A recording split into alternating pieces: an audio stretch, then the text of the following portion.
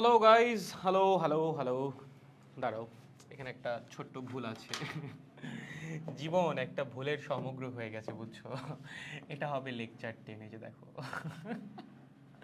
এটা আসলে লেকচার 10। হ্যাঁ, এবার ঠিক আছে না? হ্যাঁ, ঠিক আছে। হ্যালো গাইস, কি অবস্থা সবার? কেমন আছি আমরা সবাই? আশা করি সবাই অনেক বেশি ভালো আছো এবং তোমাদের দয়া আমি আছি মোটামুটি ঠিকঠাক। সবাইকে থার্মোডাইনামিক্সের 10 নম্বর লেকচারে স্বাগতম। আমরা প্রায় চ্যাপ্টারের শেষের দিকে চলে আসছি। আজকের ক্লাসের পর আশা করতেছি আর 2টা ক্লাস লাগবে। সো আগামী শনিবার আমাদের এই চ্যাপ্টার খুব ভালো মতো কমপ্লিট হয়ে যাচ্ছে। বৃহস্পতিবারই কমপ্লিট করে দেওয়া যাইতো, বাট বৃহস্পতি না, সরি, বুধবারই হচ্ছে কমপ্লিট করে দেওয়া যাইতো, বাট আমি শনিবার তোমাদের কিছু এক্সট্রা ম্যাথ করাবো। এর আগেও বলছিলাম তোমাদের কয়েকটা ম্যাথ করানো বাকি আছে, সেগুলো সব আরও কয়েকটা এক্সট্রা ম্যাথ হচ্ছে শনিবার করাবো এবং করিয়ে আমরা শনিবার এই চ্যাপ্টারটা কমপ্লিট করে ফেলবো। আজকে আমাদের টার্গেট হচ্ছে ইঞ্জিন, হিট ইঞ্জিন এবং কার্নো ইঞ্জিন দুইটা পুরোপুরি কমপ্লিট করে ফেলা। থিওরিটিক্যাল পার্টটা, ম্যাথমেটিক্যাল পার্ট হচ্ছে আমরা পরের দিন করব।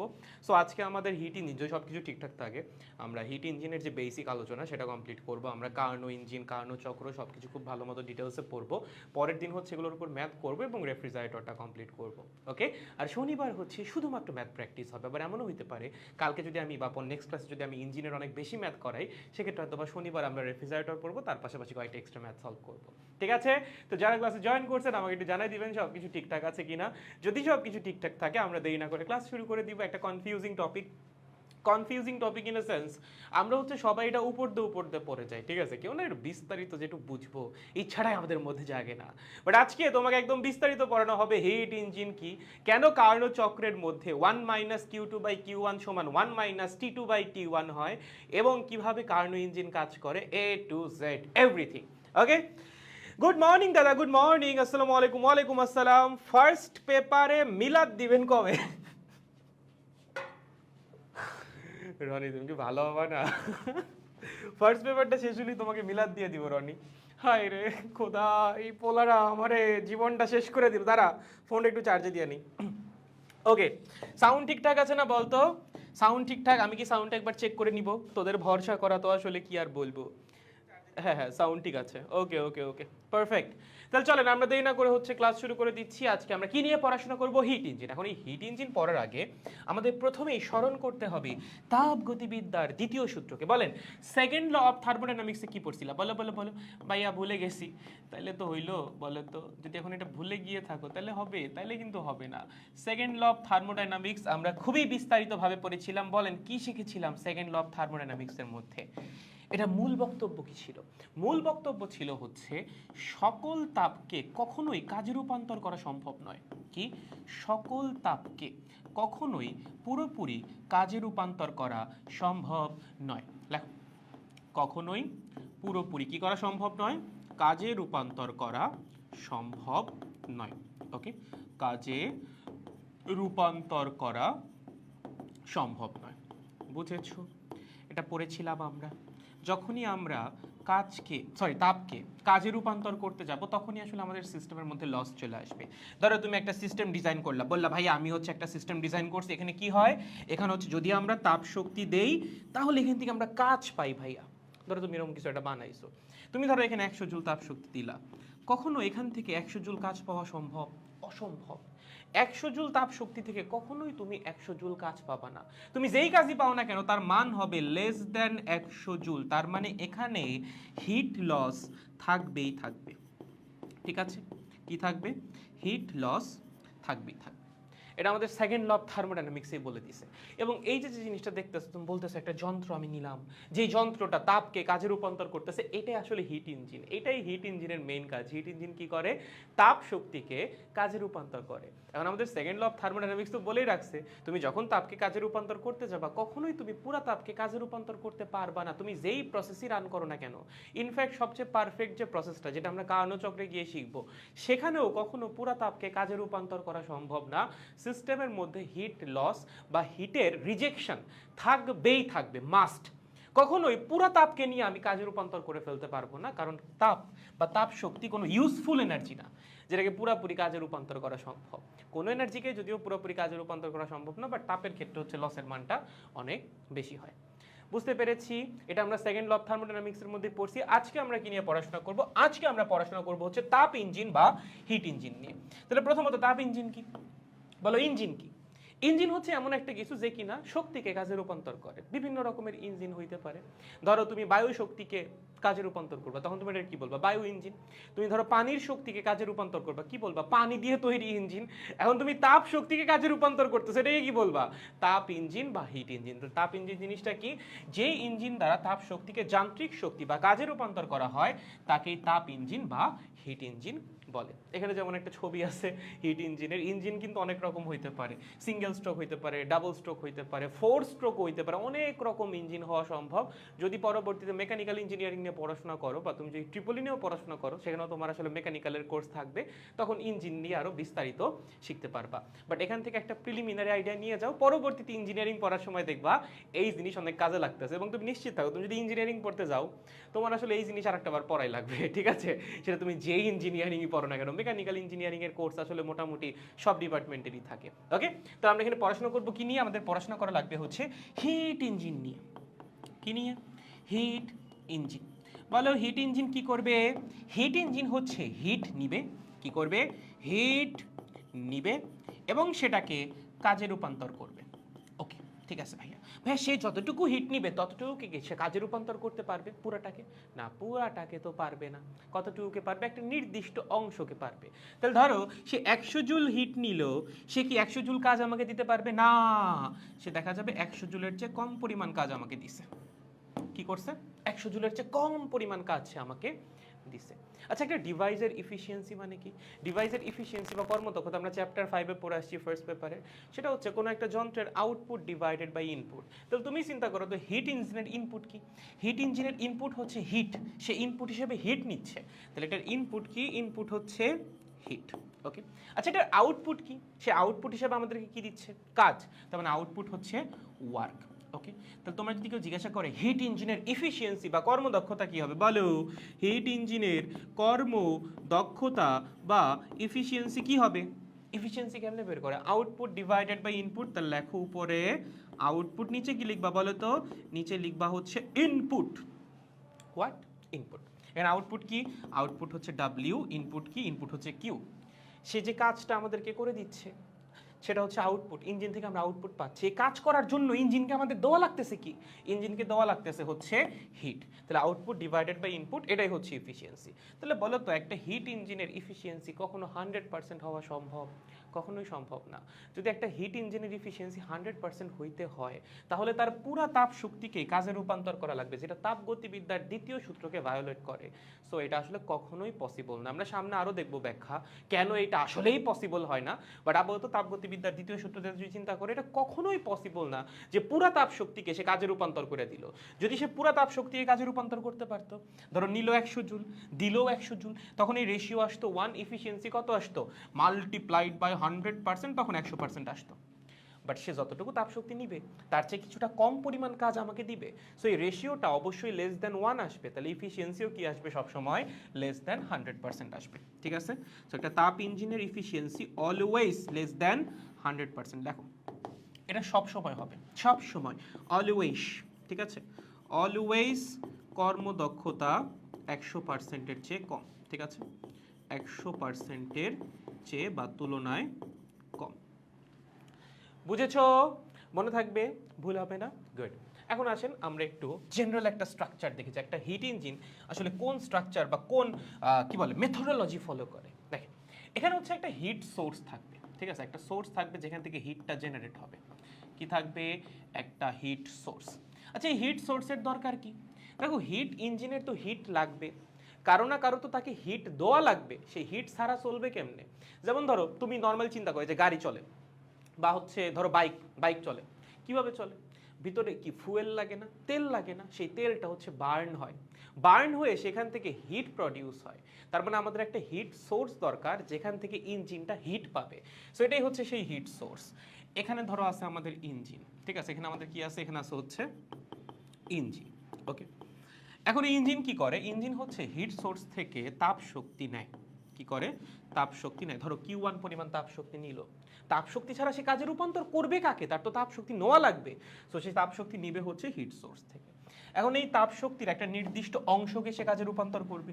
সে কি পুরোটাকে কাজে রূপান্তর করতে পারবে না? তাহলে দেখা যাবে একটা নির্দিষ্ট অংশকে সে কাজে রূপান্তর করছে, ডাব্লিউ। ওকে, ধরো 100 জুল নিছে, তার মধ্যে 60 জুলকে কাজে রূপান্তর করছে, বাকি 40 জুল কই যাবে? শক্তি কি ধ্বংস করে ফেলা যায়? ইঞ্জিন কি শক্তি ধ্বংস করে ফেলবে? না, শক্তির সংরক্ষণশীলতার নীতি, শক্তিকে তুমি ধ্বংস করতে পারবা না। তাহলে অবশিষ্ট যে 40 জুল সেটা কোথায় যাবে? সেটা যাবে হচ্ছে হিট সিঙ্কে। কোথায় যাবে? Heat sink. Okay, heat sink মানে ধরো পরিবেশ হইতে পারে, মানে যেখানে সে তাপ শক্তিটা রিলিজ করে দিচ্ছে। ওকে, তাপ শক্তি সে যেখানে রিলিজ করে দিবে সেটা হচ্ছে হিট সিঙ্ক। ধরো Q2 পরিমাণ তাপ শক্তি রিলিজ করে দিল। তাহলে বোঝার চেষ্টা করেন, এই হচ্ছে আমার ইঞ্জিন। ইঞ্জিনের একটা সোর্স থেকে তাপ শক্তি নেওয়া লাগবে, যেখান থেকে সে তাপ শক্তি নিবে সেটাকে আমরা বলছি হিট সোর্স। যেমন আমরা নর্মালি যে ইঞ্জিনগুলো ব্যবহার করি সেখানে হিট সোর্স কোনগুলো বলো তো? ফুয়েল হচ্ছে বার্ন হয়, সেখান থেকে হিট প্রডিউস হয়, সেই হিটটা হচ্ছে ইঞ্জিন নেয় এবং তার উপর বেস করে ইঞ্জিন কাজ করে, একটা নির্দিষ্ট পরিমাণ হিটকে সে কাজে রূপান্তর করে। বাট অবশিষ্ট যে হিটের পুরোটা কখনো ব্যবহারযোগ্য হয় না। ধরো তোমাকে আমি 100 জুল তাপ শক্তি দিলাম, এই 100 জুল তাপ শক্তি ব্যবহারযোগ্য না, তার মধ্যে একটা নির্দিষ্ট পরিমাণকে তুমি ব্যবহার করতে পারবা বা কাজে রূপান্তর করতে পারবা। তাহলে অবশিষ্ট অংশ কিন্তু রিলিজ করে দেওয়া লাগবে। কোথায় রিলিজ করবে? যেখানে রিলিজ করবে সেটাকে বলা হয় হচ্ছে হিট সিঙ্ক। ঠিক আছে, তাহলে হিট সিঙ্ক হচ্ছে সেই জায়গা যেখানে হিট রিলিজ করে দেওয়া হয়। কি করে দেওয়া হয়? হিট ছেড়ে দেয়, হিট ছেড়ে দেওয়া হয়। ঠিক আছে, ছেড়ে দেওয়া হয়। আচ্ছা, কখন এটা খেয়াল করছো? ধরো অনেকক্ষণ গাড়ি চলছে, গাড়ি চলার পর সামনে ইঞ্জিন কিন্তু একদম গরম হয়ে যায়। বা বাইকের কথাও চিন্তা করো, অনেকক্ষণ বাইক চলছে, দেখবা ইঞ্জিন একদম গরম হয়ে গেছে। কেন? কারণ ইঞ্জিনে হিট প্রডিউস হচ্ছে, ইঞ্জিন হিট ছেড়ে দিচ্ছে। ইঞ্জিন হিট নিল, যদি পুরাটাকে সে কাজে রূপান্তর করে দিতে পারতো, ইঞ্জিন তো গরমই হইতো না। ইঞ্জিন গরম হচ্ছে কেন? 100 জুল তাপ শক্তি নিল, নিয়ে 60 জুলকে কাজে রূপান্তর করলো, বাকি 40 জুলকে তো সে ছেড়ে দিচ্ছে। ওই হিটটা হচ্ছে ইঞ্জিনকে গরম করে দিচ্ছে। ঠিক আছে, সো এই যে Q2 যে হিটটা, এটা হচ্ছে ইঞ্জিনকে গরম করে। ওকে, এটা হচ্ছে দেখবা ইঞ্জিনকে গরম করে দেয়, ইঞ্জিনকে গরম করে দেয়। বুঝেছো? ক্লিয়ার? ওকে, ঠিক আছে। তাহলে আমাকে বলেন তো, আমি কি লিখতে পারি W is equals two Q1 minus Q2? হ্যাঁ ভাইয়া, এটা কেমন লিখতে পারলেন? এটা তো লেখা যাবেই। তুমি Q1 পরিমাণ তাপ শক্তি নিছো, তার মধ্যে থেকে W কাজে রূপান্তর হয়েছে এবং Q2 কে ছেড়ে দিছো। তাহলে আমি লিখতে পারি না W সমান Q1 মাইনাস Q2?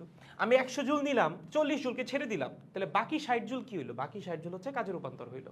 বুঝছেন? একদম সহজ। তাহলে এখান থেকে দেখেন তো ইঞ্জিনের ইফিসিয়েন্সি কি হয়। ইঞ্জিনের ইফিসিয়েন্সির ফর্মুলা হচ্ছে কৃতকাজ বা ইঞ্জিনের আউটপুট। ইঞ্জিনের আউটপুট কোনটা? তুমি বললা ভাইয়া ইঞ্জিনের আউটপুট এটা না, ইঞ্জিনের আউটপুট এটা না, এটা তো ইঞ্জিন নষ্ট করলো, এটাকে তো সে ব্যবহার করতে পারলো না। ইঞ্জিনের কাজ কি? ইঞ্জিন আমরা কেন বানাইছি? কাজ পাওয়ার জন্য বা মেকানিক্যাল ওয়ার্ক পাওয়ার জন্য বা মেকানিক্যাল এনার্জি পাওয়ার জন্য। ওকে, সো এই যে এইটা হচ্ছে ইঞ্জিনের আউটপুট। ওকে, এটা তো ইঞ্জিন ব্যবহার করতে পারে নাই, ছেড়ে দিছে, এইটা আউটপুট না। ইঞ্জিনের ইনপুট কোনটা? ইনপুট হচ্ছে এইটা। তাহলে ইঞ্জিনের এফিসিয়েন্সি কি হবে? W divided by Q1। What? W divided by Q1। দেখেন তো W কে আমরা কি লিখতে পারি? Q1 minus Q2 divided by Q1। তাহলে Q1 কাটাকাটি যায়, দেখো তো এটা সমান কি থাকে? এটা by efficiency is equals to 1 minus Q2 by Q1 multiplied by 100%। তুমি যদি 100% না লেখো সেক্ষেত্রে এফিসিয়েন্সি ফ্র্যাকশনে বেরোবে, আর 100% দিলে সেক্ষেত্রে পার্সেন্টেজে বেরোবে। ঠিক আছে, এইটা যে কোনো হিট ইঞ্জিনের এফিসিয়েন্সি বের করার ফর্মুলা। শুধুমাত্র কার্নো ইঞ্জিনের না, বইয়ের মধ্যে কার্নো ইঞ্জিন আছে, তার মানে এটা শুধুমাত্র কার্নো ইঞ্জিনের ফর্মুলা না, এটা যে কোনো হিট ইঞ্জিনের এফিসিয়েন্সি বা কর্মদক্ষতা বের করার ফর্মুলা। ঠিক আছে, লেখেন, এটা হচ্ছে জেনারেল ফর্মুলা, যে কোনো হিট ইঞ্জিনের কর্মদক্ষতা বের করার ফর্মুলা। যে কোনো হিট ইঞ্জিনের কর্মদক্ষতা বের করার ফর্মুলা। ঠিক আছে, বের করার ফর্মুলা। ওকে, সূত্র ফর্মুলা। Clear guys? ওকে, এবার তুমি বললা যে ভাইয়া আমি একটা 100% এফিশিয়েন্ট ইঞ্জিন বানাবো, এটাই আমার জীবনের উদ্দেশ্য। ঠিক আছে, হইতেই পারে, এতে কোনো সমস্যা নাই। আচ্ছা তুমি বলো তো 100% এফিশিয়েন্ট ইঞ্জিন বানানোর জন্য তোমার কি করা লাগবে? তুমি চাচ্ছ এফিসিয়েন্সি 100% হোক, তার মানে এই Q2 বাই Q1 এর মান হওয়া লাগবে 0। দেখেন, আপনি যদি চান এফিসিয়েন্সি 100% হোক, যে ভাইয়া আমার স্বপ্ন ছিল ছোটবেলা থেকে আমি একটা 100% কর্মদক্ষতার কার্নো ইঞ্জিন বানাবো বা ইঞ্জিন বানাবো, তাপ ইঞ্জিন বানাবো। ওকে, ঠিক আছে, আমি বললাম ওকে বানাও তাহলে। আর তুমি যদি একটা 100% কর্মদক্ষতার ইঞ্জিন বানাইতে চাও, এখানে এই Q2/Q1 এর মান কত হওয়া লাগবে? 0 হওয়া লাগবে। কারণ এটার মান যদি 0-র চেয়ে বড় ন্যূনতম কিছু একটাও হয়, 1 থেকে মাইনাস করলে তো রেজাল্ট 1-এর চেয়ে কম চলে আসবে, 100% দিয়ে গুণ করলে রেজাল্ট 100-র নিচে নেমে আসবে। তুমি যদি একদম 100ই বানাইতে চাও তাহলে অবশ্যই Q2/Q1 এর মান হওয়া লাগবে 0। এখন Q1 এর মান তো 0 হওয়া সম্ভব না। Q1 এর মান 0 হলে তো ইঞ্জিনই চলবে না। তুমি ইঞ্জিন চালাচ্ছ কিভাবে? Q1 পরিমাণ তাপ শক্তি নিয়ে। তার মানে 0 কার মান হবে? 0 হওয়া লাগবে হচ্ছে Q2 এর মান। ওকে, তার মানে তুমি যদি একটা তাপ ইঞ্জিনের ইফিসিয়েন্সি 100% করতে চাও, Q2 এর মানটা 0 করে দেওয়া লাগবে। Q2 কি ছিল? ইঞ্জিন যে তাপ শক্তিটা ছেড়ে দিচ্ছে। তার মানে ইঞ্জিন কোনো তাপ শক্তি ছাড়তে পারবে না। যতটুকু তাপ শক্তি নিবে পুরোটাকেই সে কাজে রূপান্তর করবে বা কাজের রূপান্তর তার করতে হবে। মানে কোনো হিট সিঙ্ক এক্সিস্ট করা যাবে না। আমরা যদি একটা তাপ ইঞ্জিনের কর্মদক্ষতা 100% বানাইতে চাই, Q2 হওয়া লাগবে 0। Q2 কি? সে হিট সিঙ্কের মধ্যে যতটুকু তাপ শক্তি ছেড়ে দিচ্ছিল। তাহলে আমি যদি চাই কর্মদক্ষতা 100% হোক, তাহলে কোনো হিট সিঙ্ক থাকা যাবে না। এটা হইতে হইলে কোনো হিট সিঙ্ক থাকা যাবে না। ঠিক আছে, হিট সিঙ্ক থাকা যাবে না। আচ্ছা, হিট সিঙ্ক থাকা যাবে না মানে কি? মানে হচ্ছে ইঞ্জিন একটা সিঙ্গেল সোর্স থেকে তাপ শক্তি নিয়ে অপারেট করা লাগবে। লেখো, তার মানে কি? ইঞ্জিন একটা সিঙ্গেল সোর্স থেকে, ইঞ্জিন একটা সিঙ্গেল সোর্স থেকে তাপ শক্তি নিয়ে, লেখো, সোর্স থেকে তাপ শক্তি নিয়ে কাজ করতে হবে। তাপ শক্তি নিয়ে কাজ করবে। আচ্ছা, এরকম কখনো হয়? তুমি একবার চিন্তা করে দেখো তো, যে একটা ইঞ্জিন তুমি বানাইলা, সেই ইঞ্জিন কি করতেছে? একটা জায়গা থেকে তাপ শক্তি নিতেছে এবং নিয়ে খালি কাজই করে যাচ্ছে। তাপ শক্তি নিচ্ছে, কাজ করতেছে, তাপ শক্তি নিচ্ছে, কাজ করতেছে। এরকম যদি হইতো তাহলে তো আসলে এত কমপ্লেক্সিটির কোনো দরকারই ছিল না। ধরো তুমি রাস্তাঘাটে বেরোইছো, ঠিক আছে, তুমি বললা যে ভাইয়া আজকে ভালো লাগতেছে না মনটা, বাইকটা নিয়ে একটু ঘুরে আসি। ঠিক আছে, আমি বললাম ওকে বের হও, আজকে ক্লাস করা লাগবে না, আজকে তুমি বাইক নিয়ে ঘুরো। তুমি ধরো বাইক নিয়ে গেলে, এটা ধরো তোমার বাইক, ঠিক আছে, এটা কি তোমার বাইক? ঠিক আছে, ওকে, এরকম এরকম এই তোমার বাইকের মধ্যে একটা ইঞ্জিন আছে। তুমি বললা ভাইয়া আমার বাইকের যে ইঞ্জিনটা, সে একটা সিঙ্গেল সোর্স থেকেই হিট নিয়ে কাজ করতে পারে। কি করতে পারে? একটা সিঙ্গেল সোর্স থেকে হিট নিয়ে কাজ করতে পারে। তাহলে একটা কাজ করো, পরিবেশের মধ্যে হিট আছে না? পরিবেশের মধ্যেই তো হিট আছে। একটা কাজ করো, পরিবেশ থেকে হিট নাও। ঠিক আছে, পরিবেশ থেকে হিট নিয়ে সেটা দিয়েই কাজে রূপান্তর করো হিটটাকে, এবং বাইক তুমি চালাও। এরকম হয়? তুমি বাইক চালাচ্ছ, পরিবেশ থেকেই তাপ শক্তি নিচ্ছ, নিয়ে তুমি বাইকটা চালাই যাচ্ছ, বাইক অটোমেটিক কাজ করতেছে সেই তাপ শক্তি দিয়ে। এরকম কখনো হয়? হয় না তো। একটা সিঙ্গেল সোর্স থেকে যদি হিট নিয়ে সেটাকে কাজে রূপান্তর করা যায়, তো তাহলে তো আমরা পরিবেশ থেকে হিট নিয়ে কাজে রূপান্তর করতে পারতাম। ধরো তুমি জাহাজ চালাচ্ছ। কি চালাচ্ছ? জাহাজ। কোথায় ভাইয়া? পুকুরে। পুকুরের মধ্যে জাহাজ চালায় নাকি? সমুদ্রে বেটা। কোথায়? সমুদ্রে। ঠিক আছে, এই ধরো সমুদ্র। এবং সমুদ্রের মধ্যে কিন্তু প্রচুর এনার্জি আছে, এটা জানো কিনা তোমরা? ওশেনের কিন্তু অনেক এনার্জি। আসলেই সমুদ্রের মধ্যে কিন্তু প্রচুর এনার্জি। আমাদের ন্যাচারাল যে রিসোর্স আছে তার মধ্যে একটা অন্যতম বেশি এনার্জিওয়ালা রিসোর্স হচ্ছে ওশেন এনার্জি। ঠিক আছে, সমুদ্রের মধ্যে প্রচুর পরিমাণ শক্তি আছে। ধরেন আপনার কাছে জাহাজ আছে, এখন এই জাহাজ চালানোর জন্য আপনার তো কাজ করা লাগবে। কাজ না করলে তো আর এই জাহাজ চলবে না, তাই না? জাহাজেরও একটা ইঞ্জিন আছে। তুমি কি মনে করলা? তুমি মনে করলা যে হ্যাঁ, আমি একটা সিঙ্গেল সোর্স থেকেই তাপ শক্তি নিব, সেটাকেই কাজে রূপান্তর করবো, আমার জাহাজ চলা শুরু করবে। ঠিক আছে, যে জাহাজের ইঞ্জিন, জাহাজের ইঞ্জিন কি করলো?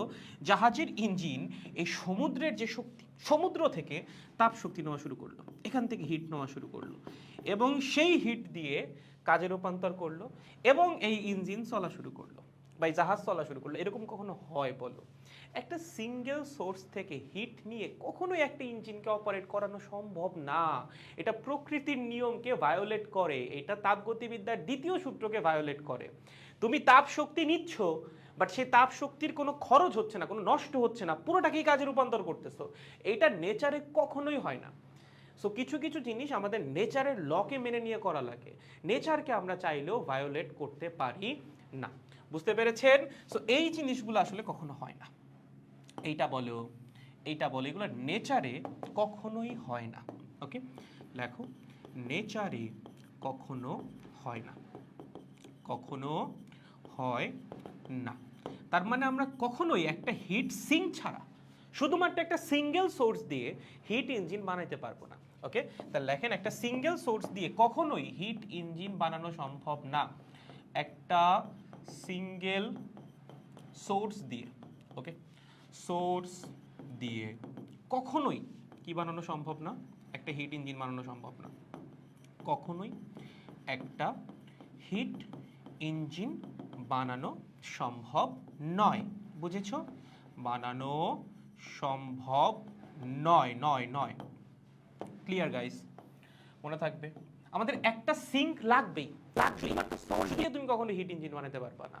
সে তাপ শক্তি নিবে, তার একটা অংশ কাজে রূপান্তর করবে, অবশিষ্ট তাপ শক্তিকে ছেড়ে দেওয়া লাগবেই কোথাও না কোথাও, যেখানে ছাড়বে সেটাই হিট সিঙ্ক। যদি হিট সিঙ্ক এক্সিস্টই না করে তার মানে হচ্ছে পুরো তাপ শক্তিকে সে কাজে রূপান্তর করতে, সেটা তাপগতিবিদ্যা দ্বিতীয় সূত্রকে ভায়োলেট করে, নেচারের যে লগুলা সেগুলোকেও ভায়োলেট করে। এটা কখনোই প্র্যাকটিক্যালি পসিবল না। বুঝছেন? তার মানে আপনার যে স্বপ্নটা ছিল ছোটবেলায়, ভাইয়া আমি তো 100% ইফিশিয়েন্ট একটা হিট ইঞ্জিন বানাবো, এটা কখনোই পসিবল না, এখন পর্যন্ত পসিবল হয়নি। ঠিক আছে? তার মানে কোনো হিট ইঞ্জিনের ইফিসিয়েন্সি 100% হওয়া পসিবল না। এটা কিন্তু মাঝে মধ্যে অনুধাবনমূলক প্রশ্নে চলে আসে যে কোনো তাপ ইঞ্জিনের কর্মদক্ষতা কেন 100% হওয়া পসিবল না, তখন তোমার এভাবে ব্যাখ্যা করা লাগবে তাপগতিবিদ্যার দ্বিতীয় সূত্রের সাহায্যে। পারবো? গুড। তার মানে কোনো হিট ইঞ্জিনের কর্মদক্ষতা বা ইফিসিয়েন্সি 100% হওয়া পসিবল নয় বা পসিবল নয়। বুঝেছ? ওকে, একদম সহজ। এটা আসে কোথায়? এটা আসে হচ্ছে অনুধাবনমূলকে। কোথায় আসে? অনুধাবনমূলক প্রশ্নে যদি আসে। পারবা না অ্যান্সার করতে? বলো তো। পারবো? শিওর? কোনো কনফিউশন নাই? গুড। এখন আসো হিট ইঞ্জিন সম্পর্কে আমরা আরেকটু বিস্তারিত আলোচনা করি যে আমাদের ইঞ্জিনটা কাজে রূপান্তর হয় কেমনে, বা ইঞ্জিন যে তাপ শক্তি নিল সেটা কাজে রূপান্তর করে কিভাবে। ওকে, প্রথমে আমরা একটা ডায়াগ্রাম দিয়ে একটু বোঝার চেষ্টা করি। লেটস সাপোজ তোমার ইঞ্জিনটা হচ্ছে এরকম, আবার সেই পিস্টন লাগবে, বুঝছো? যেই পিস্টনকে তুমি রেখে এসেছিলে সেই পিস্টনটা তোমার এখন আবার লাগবে। ওকে, তাহলে আসেন চলেন আমরা একটু পিস্টন আঁকবো। চলো চলো চলো, আবার পিস্টনকে ভুলে গেলে হবে না, এই চ্যাপ্টারটাই পিস্টনময়, বুঝছো? ওকে ওকে, ঠিক আছে। এই বরাবর দাও হচ্ছে পিস্টনের এই, ঠিক আছে? ওকে, এখানে ধরো একটা শ্যাফট লাগানো আছে। কি লাগানো আছে? একটা শ্যাফট, এরকম, ঠিক আছে? এরকম এরকম, ঠিক আছে? এই শ্যাফটের সাথে যুক্ত আছে হচ্ছে একটা চাকা। কি যুক্ত আছে? একটা চাকা, চাকা চাকা, এরকম একটা চাকা যুক্ত থাকে। আহা, সুন্দর হইল না গো, চাকাটা এখান থেকে আঁকি, দাঁড়াও, কই গেল? এই এখানে যুক্ত থাকে হচ্ছে একটা চাকা, এভাবে চিন্তা করতে পারো। ওকে, এবং এটার ভিতরে কি আছে? এটার ভিতরে আছে হচ্ছে আইডিয়াল গ্যাস। আমরা যেহেতু এই চ্যাপ্টারের পুরোটাই সিস্টেমকে আইডিয়াল গ্যাস ধরছি, সেখানেও ধরো ভিতরে কি আছে? আইডিয়াল গ্যাস আছে। ওকে, ভিতরে কি আছে? Ideal gas. ওকে, এখন এই আইডিয়াল গ্যাসকে আমরা হিট দিব। হিট ইঞ্জিন ভাই, আমার তো হিট দেওয়া লাগবে। সো আমরা কি করব? এখানে আমরা এখানে হিট দিব। এই হিটটা আমরা দিব কিভাবে? হিটটা আমরা দিব হচ্ছে জ্বালানির মাধ্যমে। আমরা জ্বালানির কম্বাসশন করব, বার্ন করব, ফুয়েল বার্ন করব আমরা। এবং এই বার্ন টার্ন মানে বহুত কাহিনী আছে, বুঝছো? এগুলো না অনেক কমপ্লেক্স জিনিস, মানে এত সিম্পলি বলতেছি, বাট যখন পরবর্তীতে ইঞ্জিনিয়ারিংয়ে যাবা এই প্রত্যেকটা জিনিস নিয়ে তোমার আলাদা আলাদাভাবে পড়াশোনা করা লাগবে। তুমি কিভাবে হিট দিবা, কিভাবে তুমি ফুয়েলকে বার্ন করবা, তারও আলাদা আলাদা ডিফারেন্ট ডিফারেন্ট চক্র আছে, ঠিক আছে? অনেক টাইপের চক্র আছে। যাই হোক, এগুলো নিয়ে এখন পড়াশোনা করা লাগবে না, যখন পরবর্তী ইঞ্জিনিয়ারিং পড়তে যাবা তখন পড়া লাগবে। ওকে, সেখানে আমরা হিট দিব। বলো হিট দিলে কি হবে? তুমিই বলো তো। যদি তুমি এখানে হিট দাও, গ্যাস কি প্রসারিত হবে না? প্রসারিত হবে। দেখা যাবে গ্যাস প্রসারিত হয়েছে। গ্যাস যখন প্রসারিত হবে এটা সামনে আগাবে এবং শ্যাফটের থ্রুতে চাকা হচ্ছে সামনের দিক ঘুরবে। কি করবে? সামনের দিক ঘুরবে। এটাকে বলা হয় শ্যাফট, ঠিক আছে? মেকানিক্যাল শ্যাফট বা শ্যাফট বলা হয়। ওকে, চাকা সামনের দিক ঘুরবে। এখন ইঞ্জিন কি খালি সামনে আগাইতেই থাকবে? না, ইঞ্জিন খালি সামনে আগাবে না। প্রত্যেকটা ইঞ্জিন, প্রত্যেকটা হিট ইঞ্জিন রিভার্সিবল প্রসেসে চলে। প্রত্যেকটা রিভার্সিবল ইন এ সেন্স হচ্ছে প্রত্যাবর্তী প্রক্রিয়া না, এটা হচ্ছে চাক্রিক বা সাইক্লিক প্রসেসে চলে। রিভার্সিবল বলাটা ঠিক না। প্রত্যেকটা হিট ইঞ্জিন সাইক্লিক প্রসেসে চলে, ইচ অ্যান্ড এভরি। তার মানে ও শুধুমাত্র সামনে আগাবে না, ও আবার পিছাবে, আবার সামনে আগাবে, আবার পিছাবে, আবার সামনে আগাবে, আবার পিছাবে। এবং এর মাঝখানে একটা পজিটিভ নিট ওয়ার্ক হবে। বুঝলাম না ভাইয়া? বুঝাচ্ছি। প্রথমে লেখো, প্রতিটা হিট ইঞ্জিন সাইক্লিক প্রসেসে চলে। প্রতিটা হিট ইঞ্জিন কিভাবে চলে? Cyclic process. সব সাইক্লিক, এখানে সাইক্লিক প্রসেস। ওকে, তাহলে দেখো আমার ফুয়েল বার্ন হয়েছে, সেখান থেকে হিট প্রডিউস হয়েছে, হিট আমার ইঞ্জিনের ভিতরে গেছে। কোথায় গেছে? ইঞ্জিনের ভিতরে। সিস্টেম প্রসারিত হয়েছে, পিস্টন সামনের দিকে আগাইছে। যখন পিস্টন সামনের দিকে আগাইছে, চাকা সামনের দিকে আগাইছে বা চাকা সামনের দিকে ঘুরছে। ওকে, এখন পিস্টন ধরে এখানে আসছে। এখন পিস্টন কি এখানে ছিল বা এখানে থাকতে চায় না? পিস্টন তার ইনারশিয়ার জন্য আবার আগের অবস্থায় ব্যাক করবে। কোথায় ব্যাক করবে? আবার আগের অবস্থায় ব্যাক করবে। ওকে, যখন সে আবার আগের অবস্থায় ব্যাক করবে তখন চাকা আবার কিছুটা পিছাবে।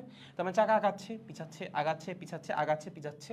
এর মাঝখানে হচ্ছে একটা নিট পজিটিভ ওয়ার্ক হবে। কি হবে? Net positive work. ভাই এখানে পজিটিভ নেগেটিভ ওয়ার্কের কনসেপ্ট কিভাবে আসতেছে? দেখো, যখন সিস্টেম প্রসারিত হচ্ছে এখানে কি হচ্ছে? এখানে হচ্ছে পজিটিভ ওয়ার্ক। ধরো W1, এটা হচ্ছে পজিটিভ ওয়ার্ক। ওকে, দেন আবার যখন পিছনে আসতেছে সিস্টেমটা, তখন কি আমার এই সিস্টেম বা আমার এই গ্যাস সংকুচিত হচ্ছে না? যখন গ্যাসের আয়তন কমে বা সিস্টেম সংকুচিত হয় তখন কেমন কাজ হয়? সিস্টেমের উপর কাজ হয়, মানে নেগেটিভ ওয়ার্ক হয়। আচ্ছা, তুমি কি ইঞ্জিনের উপর কাজ করতে চাও? তুমি বললা ভাইয়া নেগেটিভ ওয়ার্ক হলে সমস্যা কি? তো তুমি কি ইঞ্জিনের উপর কাজ করতে চাও নাকি? আমরা কি চাকা দিয়ে ইঞ্জিন চালাবো না ইঞ্জিন দিয়ে চাকা চালাবো? ইঞ্জিন দিয়ে চাকা চালাবো। আমরা কি চাই? আমরা তো চাই ইঞ্জিন কাজ করুক। আমরা ইঞ্জিনের উপর কাজ করি এটা তো আমরা চাই না, বাট আমার ইঞ্জিনকে চালাইতে হবে সাইক্লিক প্রসেসে। সো একবার ইঞ্জিন কাজ করবে, একবার আমার কাজ করা লাগবে, একবার ইঞ্জিন করবে আর একবার আমার করা লাগবে। বাট অবশ্যই ইঞ্জিনের করা কাজ হওয়া লাগবে আমার করা কাজের চেয়ে বেশি। মানে ব্যাপারটা হচ্ছে, ধরো তুমি পড়ো না বা তোমার দিয়ে কোনো কিছু হয় না। তোমার দিয়ে তখনই হয় যখন আমি তোমারে ঠেলি। আমি তোমারে 20 জুল ঠেললাম, তুমি দিলা 10 জুল। আবার আমি তোমারে 20 জুল ঠেললাম, তুমি দিলা 10 জুল। এতে আমার ঠেলে কোনো লাভ আছে? কোনো লাভ নাই। আমি একটু পর তোমার ঠেলা বন্ধ করে দিব। মানে আমি তোমারে ঠেললাম 20 জুল, তুমি দিলা 30 জুল। আমি আবার ঠেললাম 20 জুল, তুমি দিলা 30 জুল। তখন কিন্তু আমার লাভ আছে। এখানেই হচ্ছে ইঞ্জিনের বেনিফিটটা। ঠিক আছে, যে আমরা দিব, ঠিক আছে, আমাদেরও কাজ করা লাগতেছে বা ইঞ্জিনের উপর আমাদেরও কাজ করতে হচ্ছে, বাট আমরা যতটুকু কাজ করব ইঞ্জিন তার চেয়ে বেশি কাজ করবে। সো আলটিমেটলি নিট ওয়ার্কটা হবে পজিটিভ। ওকে, সো ইঞ্জিনের মধ্যে কিন্তু শুধুমাত্র পজিটিভ ওয়ার্ক হয় না, ইঞ্জিনও কাজ করে, ইঞ্জিনের উপরেও কাজ করা লাগে। বাট আমরা ইঞ্জিনের উপর যতটুকু কাজ করি ইঞ্জিন তার চেয়ে বেশি কাজ করে। সো নিট ওয়ার্কটা হয়ে যায় পজিটিভ। ওকে, সো এখানে একটা নেগেটিভ ওয়ার্কেরও ব্যাপার আছে, W2 negative work. But total যে ওয়ার্কটা হবে একটা সাইকেলে, এই দেখো এটা পুরোটা মিলে হচ্ছে একটা সাইকেল। প্রসারিত হইলো, সংকুচিত হইলো, সাইকেল কমপ্লিট। প্রসারিত হইলো, সংকুচিত হইলো, সাইকেল কমপ্লিট। ওকে, সো একটা সাইকেলে যে টোটাল ওয়ার্কটা, টোটাল যে ওয়ার্ক সেটা হবে W1 প্লাস W2। এই পুরোটা হবে হচ্ছে পজিটিভ। ইন টোটাল কি হবে? ইন টোটাল হবে হচ্ছে পজিটিভ। তার মানে অবশ্যই ইঞ্জিন যে কাজটা করবে, W1 হচ্ছে ইঞ্জিন করছে, W1 কি? W1 হচ্ছে ইঞ্জিন করেছে, ইঞ্জিন করেছে। ওকে, W2 হচ্ছে ইঞ্জিনের উপরে করা হয়েছে। W2 কি? W2 ইঞ্জিনের উপরে করা হয়েছে। ঠিক আছে, ইঞ্জিনের উপরে করা হয়েছে। তার মানে এটা নেগেটিভ ওয়ার্ক। অবশ্যই এই পজিটিভ ওয়ার্কের যে মান সেটা হওয়া লাগবে নেগেটিভ ওয়ার্কের মানের চেয়ে বড়, তখনই নিট ওয়ার্কটা পজিটিভ হওয়া পসিবল। এবং নেটওয়ার্ক যখন পজিটিভ হবে তখন চাকা কি করবে বলো তো? সামনের দিকে আগাবে। সো এভাবে হচ্ছে ইঞ্জিন অপারেট করে। বুঝতে পারছেন? ইঞ্জিন প্রসারিত হয়, ইঞ্জিন সংকুচিত হয়। যখন প্রসারিত হয় তখন পজিটিভ ওয়ার্ক, যখন সংকুচিত হয় তখন নেগেটিভ ওয়ার্ক। এই হচ্ছে ইঞ্জিন কাজ করার কাহিনী। ওইটা তো খুব সিম্পলেস্ট ফর্ম বললাম, জাস্ট 2টা প্রসেসের মাধ্যমে কমপ্লিট হয়ে গেছে। বাট 4টা প্রসেস, 6টা প্রসেস এরকমও হইতে পারে, ডিপেন্ডস অন দ্য ইঞ্জিন। বিভিন্ন রকমের ইঞ্জিন হওয়া সম্ভব। ঠিক আছে, এটা একদম পুরো সিম্পলেস্ট একটা ফর্ম হয়ে গেল। ওকে, বাট প্রত্যেকের কাজ ওই সেম। প্রসারিত হবে, এক ধাপে প্রসারিত হইতে পারে, 2 ধাপে প্রসারিত হইতে পারে। সংকুচিত হবে, এক ধাপে সংকুচিত হইতে পারে, 2 ধাপেও সংকুচিত হইতে পারে। বাট ওভারঅল যে কাজটা সেইটা হওয়া লাগবে পজিটিভ। একটা সাইকেলে প্রত্যেকটা হিট ইঞ্জিন সাইক্লিক, আবারও বলতেছি, প্রত্যেকটা হিট ইঞ্জিন সাইক্লিক প্রসেসে কাজ করবে। তারা একটা সাইকেল কমপ্লিট করবে, আবার ওই সেম সাইকেল রিপিট করবে, আবার রিপিট করবে, এভাবে সাইকেল রিপিট হইতেই থাকবে। এবং একটা সাইকেল কমপ্লিট হওয়ার পর সে আবার আগের অবস্থাতেই ফিরে আসবে। যেমন ধরো আমি তোমায় যদি বলি একটা হিট ইঞ্জিনের পিভি ডায়াগ্রাম আঁকো। কি আঁকো? একটা হিট ইঞ্জিনের পিভি ডায়াগ্রাম আঁকো। ধরো তোমার আঁকতে বললাম এই বরাবর পি, এই বরাবর ভি। তুমি ধরো কিছু চিন্তা না করেও তুমি বললা যে ভাইয়া এখান থেকে এই একটা, এখান থেকে এটা একটা হিট ইঞ্জিনের পিভি ডায়াগ্রাম। হইতেই পারে, কোনো সমস্যা নাই। দেখো এটা একটা সাইক্লিক প্রসেস না? Cyclic process. প্রথমে আমার সিস্টেম ছিল এই অবস্থায়, পরবর্তীতে গেছে বি অবস্থায়। যখন এ থেকে বিতে গেছে তখন পজিটিভ ওয়ার্ক হয়েছে, যখন বি থেকে এতে আসছে তখন নেগেটিভ ওয়ার্ক হয়েছে। নিট ওয়ার্ক কতটুকু বলো তো? পিভি ডায়াগ্রাম থেকে আমরা নিট ওয়ার্ক বের করতে পারি। যে কোনো সাইক্লিক প্রসেসে নিট ওয়ার্ক হচ্ছে ওই সাইকেলের ভিতরে আবদ্ধ এরিয়া, এবং যদি সাইক্লিক প্রসেসটা ক্লকওয়াইজ হয় তখন কৃতকাজ হয় পজিটিভ, আর যদি অ্যান্টি ক্লকওয়াইজ হয় তখন কৃতকাজ হয় নেগেটিভ। সো যেখানে এতটুকু হচ্ছে কৃতকাজ, পজিটিভ ওয়ার্ক। এইটা একটা হিট ইঞ্জিনের পিভি ডায়াগ্রাম। দেখো যেখানে কি হয়েছে বলতো, সম্প্রসারিত হয়েছে বা প্রসারণ ঘটছে। প্রসারণ থাকবে, সংকোচন থাকবে, দুইটা মিলে হবে হচ্ছে হিট ইঞ্জিন বা একটা হিট ইঞ্জিনের চক্র। ওকে, দেখো তো এই যে এখান থেকে যখন এখানে গেছে আয়তন ছিল, এখন এখান থেকে যখন এখানে গেল তখন আয়তন এই, তার মানে কি আয়তন বৃদ্ধি পাইছে না? সিস্টেম কি হয়েছে? প্রসারিত হয়েছে। আবার যখন বি থেকে এতে ব্যাক করছে, বিতে ভলিউম ছিল এখানে, এতে ভলিউম এখানে, সংকুচিত হয়েছে না? সংকুচিত হয়েছে। সাইক্লিক প্রসেস ভাই। সো এখানে প্রসারণ, ওকে, কি প্রসারণ, এখানে সংকোচন, কি সংকোচন। বুঝতে পেরেছো? সিমিলারলি তুমি বললা ভাই আরো একটা দেখান না, চলো দেখাই, আসো আরো একটা দেখাই তোমাকে, চলো। ধরো এই বরাবর আছে হচ্ছে পি, এ বরাবর আছে হচ্ছে ভি। তুমি বললা যে ভাই এইভাবে কি হওয়া পসিবল, এখান থেকে এই, এখান থেকে এই, এখান থেকে এই, দেন হচ্ছে এখান থেকে এই। হ্যাঁ, এটাও একটা হিট ইঞ্জিনের পিভি ডায়াগ্রাম। এই হচ্ছে এ, এই হচ্ছে বি, এই হচ্ছে সি, এই হচ্ছে ডি। দেখো যখন আমরা এ থেকে বিতে গেছি সিস্টেম প্রসারিত হয়েছে, পজিটিভ ওয়ার্ক। বি থেকে সিতে গেছি সিস্টেম আবারও প্রসারিত হয়েছে, তার মানে এখানে প্রসারণ দুই ধাপে, সমস্যা নেই, হইতেই পারে, কোনো সমস্যা নেই। সো এ থেকে বিতে গেছে প্রসারণ, পজিটিভ ওয়ার্ক, বি থেকে সিতে গেছে প্রসারণ, পজিটিভ ওয়ার্ক, সি থেকে ডিতে আসছে সংকোচন, নেগেটিভ ওয়ার্ক, ডি থেকে এতে আসছে সংকোচন, নেগেটিভ ওয়ার্ক। এবং সবচেয়ে মজার ব্যাপার হচ্ছে যখন প্রসারণটা ঘটে তখন সিস্টেম হিট নেয়। তোমার এটা মনে হতে পারে না যে ভাই সংকোচনের কি দরকার? আপনি যে বললেন ইনারশিয়ার জন্য আমার সিস্টেম ব্যাক করবে আগের অবস্থায়, কি দরকার ভাই? আমি খালি প্রসারণই করে যেতাম, তাহলে তো আমি আরো বেশি পজিটিভ ওয়ার্ক পাইতাম। এটা হয়তো যদি পুরা হিটটাকে আমরা কাজে রূপান্তর করতে পারতাম, যদি পুরা হিটটাকে কাজে রূপান্তর করা যাইতো তখন নেই সংকোচনের দরকার ছিল না। বাট আমরা কিন্তু পুরা হিটকে কাজে রূপান্তর করতে পারবো না। আমাদের মাথায় রাখা লাগবে হিট রিলিজ করা লাগবে। যদি তুমি হিট রিলিজ না করো, ধরো তোমার কাছে 100 জুল তাপ শক্তি আছে, তুমি ইঞ্জিনকে 100 জুল তাপ শক্তি দিলা, ইঞ্জিন চাইলেও সেই 100 জুলকে কাজে রূপান্তর করতে পারবে না। একটা নির্দিষ্ট পরিমাণ অংশকে কাজে রূপান্তর করতে পারবে। ধরো 100 জুলের মধ্যে 60 জুলকে সে কাজে রূপান্তর করলো, চাকা সামনে আগাইলো। বাকি 40 জুলকে তুমি যদি ইঞ্জিন থেকে বাইরে বের করে না দাও, সেটা কি সিস্টেমের মধ্যে ট্র্যাপড হয়ে যাবে না? ট্র্যাপড এনার্জি আকারে থাকবে, অব্যবহারযোগ্য শক্তি। সেটা তো ইঞ্জিনের তাপমাত্রা আরো বাড়াই দিবে। তুমি কি চাও তোমার ইঞ্জিনের তাপমাত্রা খালি বাড়তেই থাকুক? একটা সময় কিন্তু ইঞ্জিন ব্রাস্ট করে যেতে পারে, আগুন ধরে যেতে পারে। ওকে, সো অবশ্যই ইঞ্জিন থেকে হিট রিলিজ হইতে দেওয়া লাগবে। যদি ইঞ্জিন থেকে হিট রিলিজ না হয় ইঞ্জিন কিন্তু গরম হয়ে যাবে, বিশাল গরম হয়ে যাবে। বুঝতে পেরেছেন? সো ইঞ্জিন থেকে হিটটা রিলিজ হবে হচ্ছে সংকোচনের সময়। এর জন্য সংকোচনটা ইম্পর্টেন্ট। যখন প্রসারণ ঘটবে ইঞ্জিন তখন হিট নিবে, এই যে হিট নিয়ে প্রসারিত হচ্ছিল। যখন সংকোচন ঘটবে তখন ইঞ্জিন থেকে হিট বের হয়ে যাবে। কেন এটা আমরা দেখবো, সমস্যা নাই। বিশ্বাস হচ্ছে না তো একটু পরে বিশ্বাস করবো, সমস্যা নাই। ওকে, সো আপাতত লেখো সংকোচনটার কেন দরকার। কারণ আমরা যখন প্রসারণ ঘটাচ্ছি ইঞ্জিনের, যখন ইঞ্জিনের প্রসারণ ঘটতেছে, ইঞ্জিনের কি ঘটতেছে? প্রসারণ। তখন ইঞ্জিন কি করতেছে? তখন ইঞ্জিন হিট নিচ্ছে। ওকে, ইঞ্জিন হিট অ্যাবজর্ব করতেছে। আর যখন ইঞ্জিনের সংকোচন হবে, কি হবে?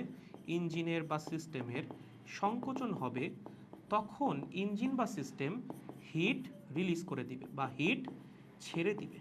কারণ হিট তো তার ছেড়ে দিতেই হবে, সে তো পুরা হিটকে কাজে রূপান্তর করতে পারতেছে না। Natural law, second law of thermodynamics, চাইলেও সে পারবে না।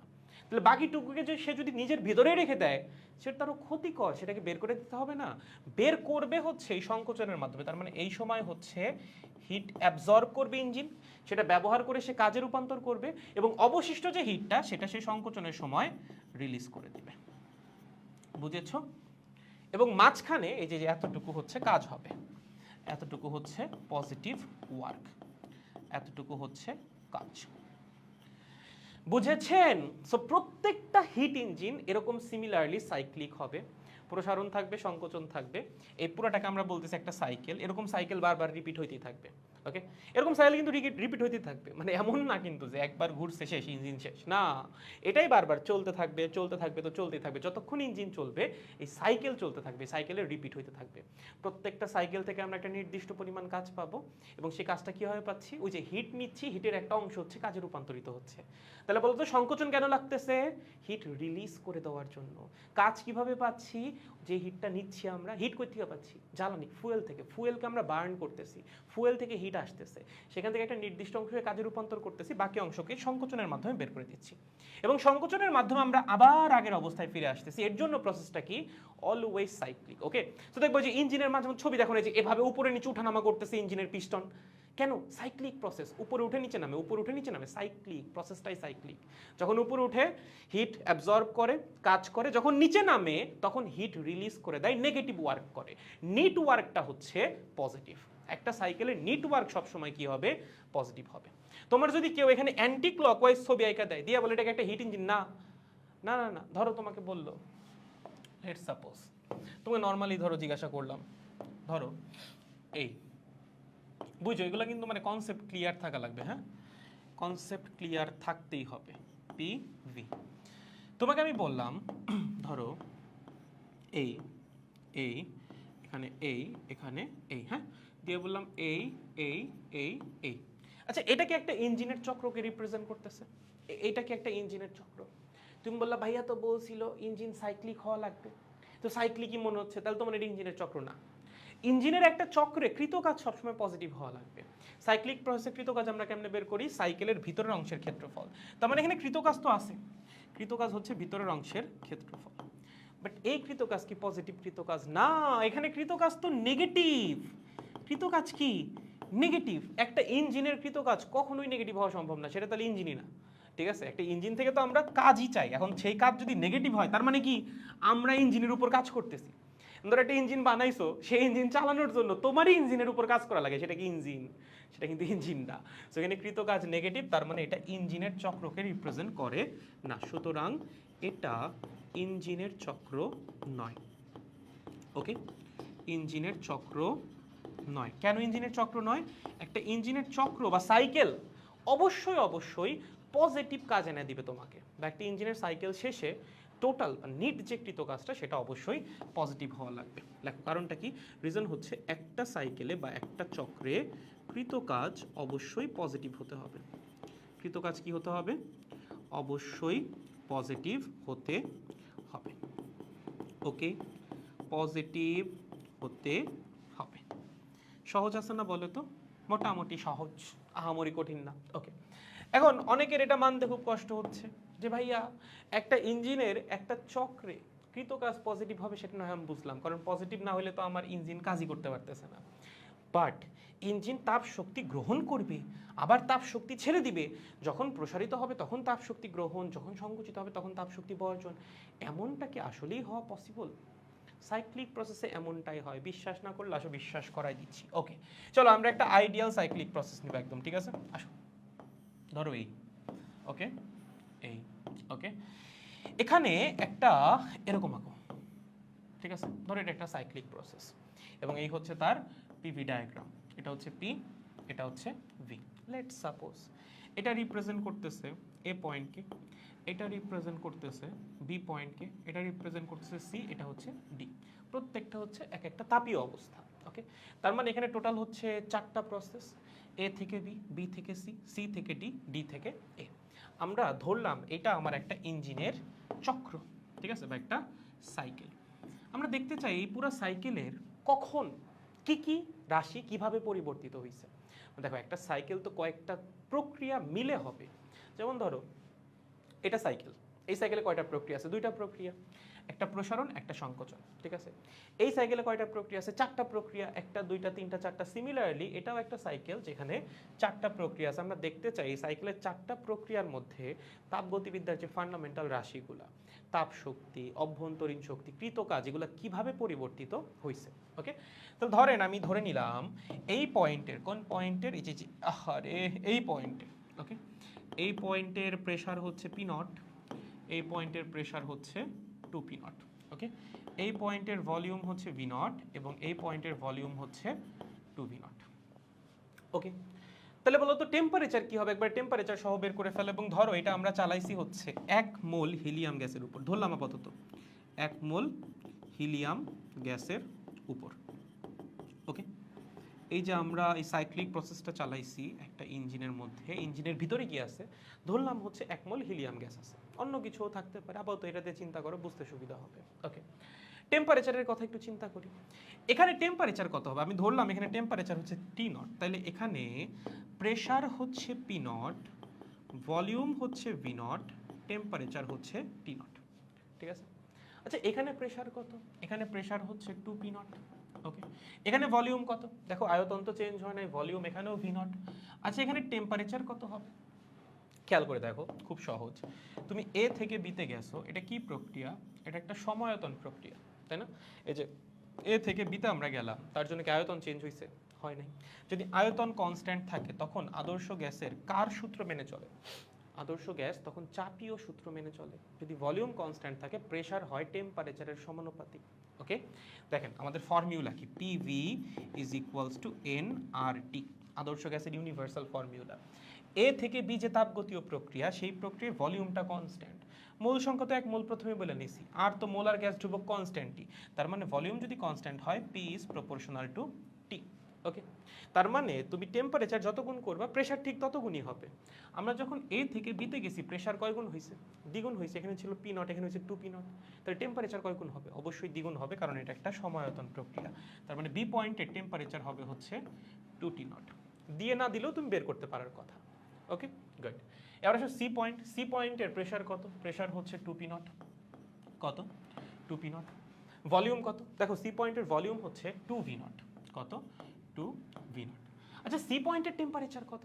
এখানে কি টেম্পারেচার 2 টি নট হবে? না, কেন? দেখো তুমি যখন সি থেকে ডিতে গেলা, কই গেলা, যখন সি থেকে ডিতে গেলা, এই প্রক্রিয়ায় প্রেসারটা কনস্ট্যান্ট ছিল, প্রেসার চেঞ্জ হয় না। দেখো বি পয়েন্টের টেম্পারেচার প্রেসার যা, এখানেও প্রেসার তাই, এখানেও প্রেসার তাই, এখানেও প্রেসার তাই, সি পয়েন্টের প্রেসারও তাই। তার মানে এই পুরা প্রসেসটা জুড়ে প্রেসার ছিল কনস্ট্যান্ট। যদি আদর্শ গ্যাসের প্রেসার কনস্ট্যান্ট থাকে এবং তুমি ভলিউম চেঞ্জ করো, টেম্পারেচার চেঞ্জ হবে না? চেঞ্জ তো হবেই ভাই, চার্লসের সূত্র। আদর্শ গ্যাসের প্রেসারকে কনস্ট্যান্ট রেখে তুমি যদি ভলিউম চেঞ্জ করো, টেম্পারেচার তো অবশ্যই চেঞ্জ হবে, এবং ভলিউম আর টেম্পারেচার হবে পরস্পরের সমানুপাতিক। তাহলে দেখেন, যদি আমি প্রেসারকে কনস্ট্যান্ট রাখি, যেটা আমি রাখছি বি থেকে সিতে যাওয়ার সময়, সেক্ষেত্রে ফর্মুলা হবে ভি ইজ প্রপোর্শনাল টু টি। যখন আমরা বি থেকে সিতে গেলাম, আয়তন কয় গুণ হয়েছে? ভি নট থেকে 2 ভি নট হয়েছে, মানে দ্বিগুণ হয়েছে, তাহলে টেম্পারেচার কয় গুণ হবে? দ্বিগুণ হবে। টেম্পারেচার ছিল কত? 2 টি নট, দ্বিগুণ হইলে কত হয়ে যাবে? 4 টি নট। ঠিক আছে, তোমার সি পয়েন্টের টেম্পারেচার কত? 4 টি নট।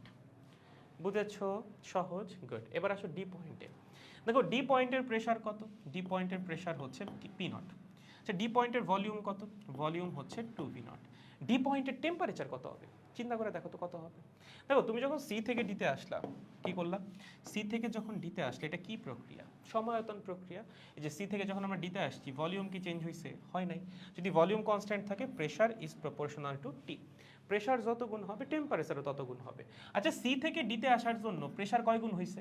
এখানে ছিল 2 পি নট, এখানে হয়েছে পি নট, মানে প্রেসার অর্ধেক হয়েছে। তাহলে প্রেসার যদি অর্ধেক হয়, টেম্পারেচারও কি হবে? অর্ধেক হবে। টেম্পারেচার ছিল কত? 4 টি নট, অর্ধেক হয়ে কত হয়ে যাবে? 2 টি নট। তার মানে ডি পয়েন্টের টেম্পারেচার হচ্ছে 2 টি নট। ঠিক আছে, তুমি চাইলে ডি থেকে তাই দেখতে পারো, টেম্পারেচার এখানে টি নটই হবে। যদি বিশ্বাস নয় খেয়াল করো, এখানে প্রেসার পি নট, ভলিউম হচ্ছে ভি নট। ডি থেকে যখন আমরা এতে আসবো, এটা কি প্রক্রিয়া? সমচাপীয় প্রক্রিয়া, তার মানে আয়তন হবে তাপমাত্রার সমানুপাতিক। যখন ডি থেকে আমরা এতে আসছি, আয়তন কি হয়েছে? অর্ধেক হয়েছে।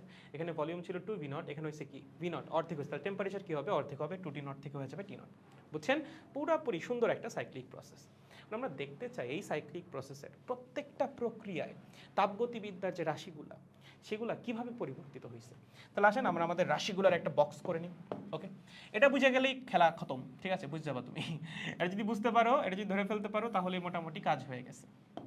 ওকে, চলো একটা বক্স করে নিই আমরা। এই 2টা, 3টা, 4টা, আর নিচে হচ্ছে টোটাল। ঠিক আছে, দাঁড়ো এখানে আর একটু ছোট করো গো। হ্যাঁ ঠিক আছে, নিচে হচ্ছে টোটালটা। ওকে, এবার আবার একটু লাইন টানি আমরা। এই, ঠিক আছে, এখানে হচ্ছে এই, ঠিক আছে, এখানে হচ্ছে এই।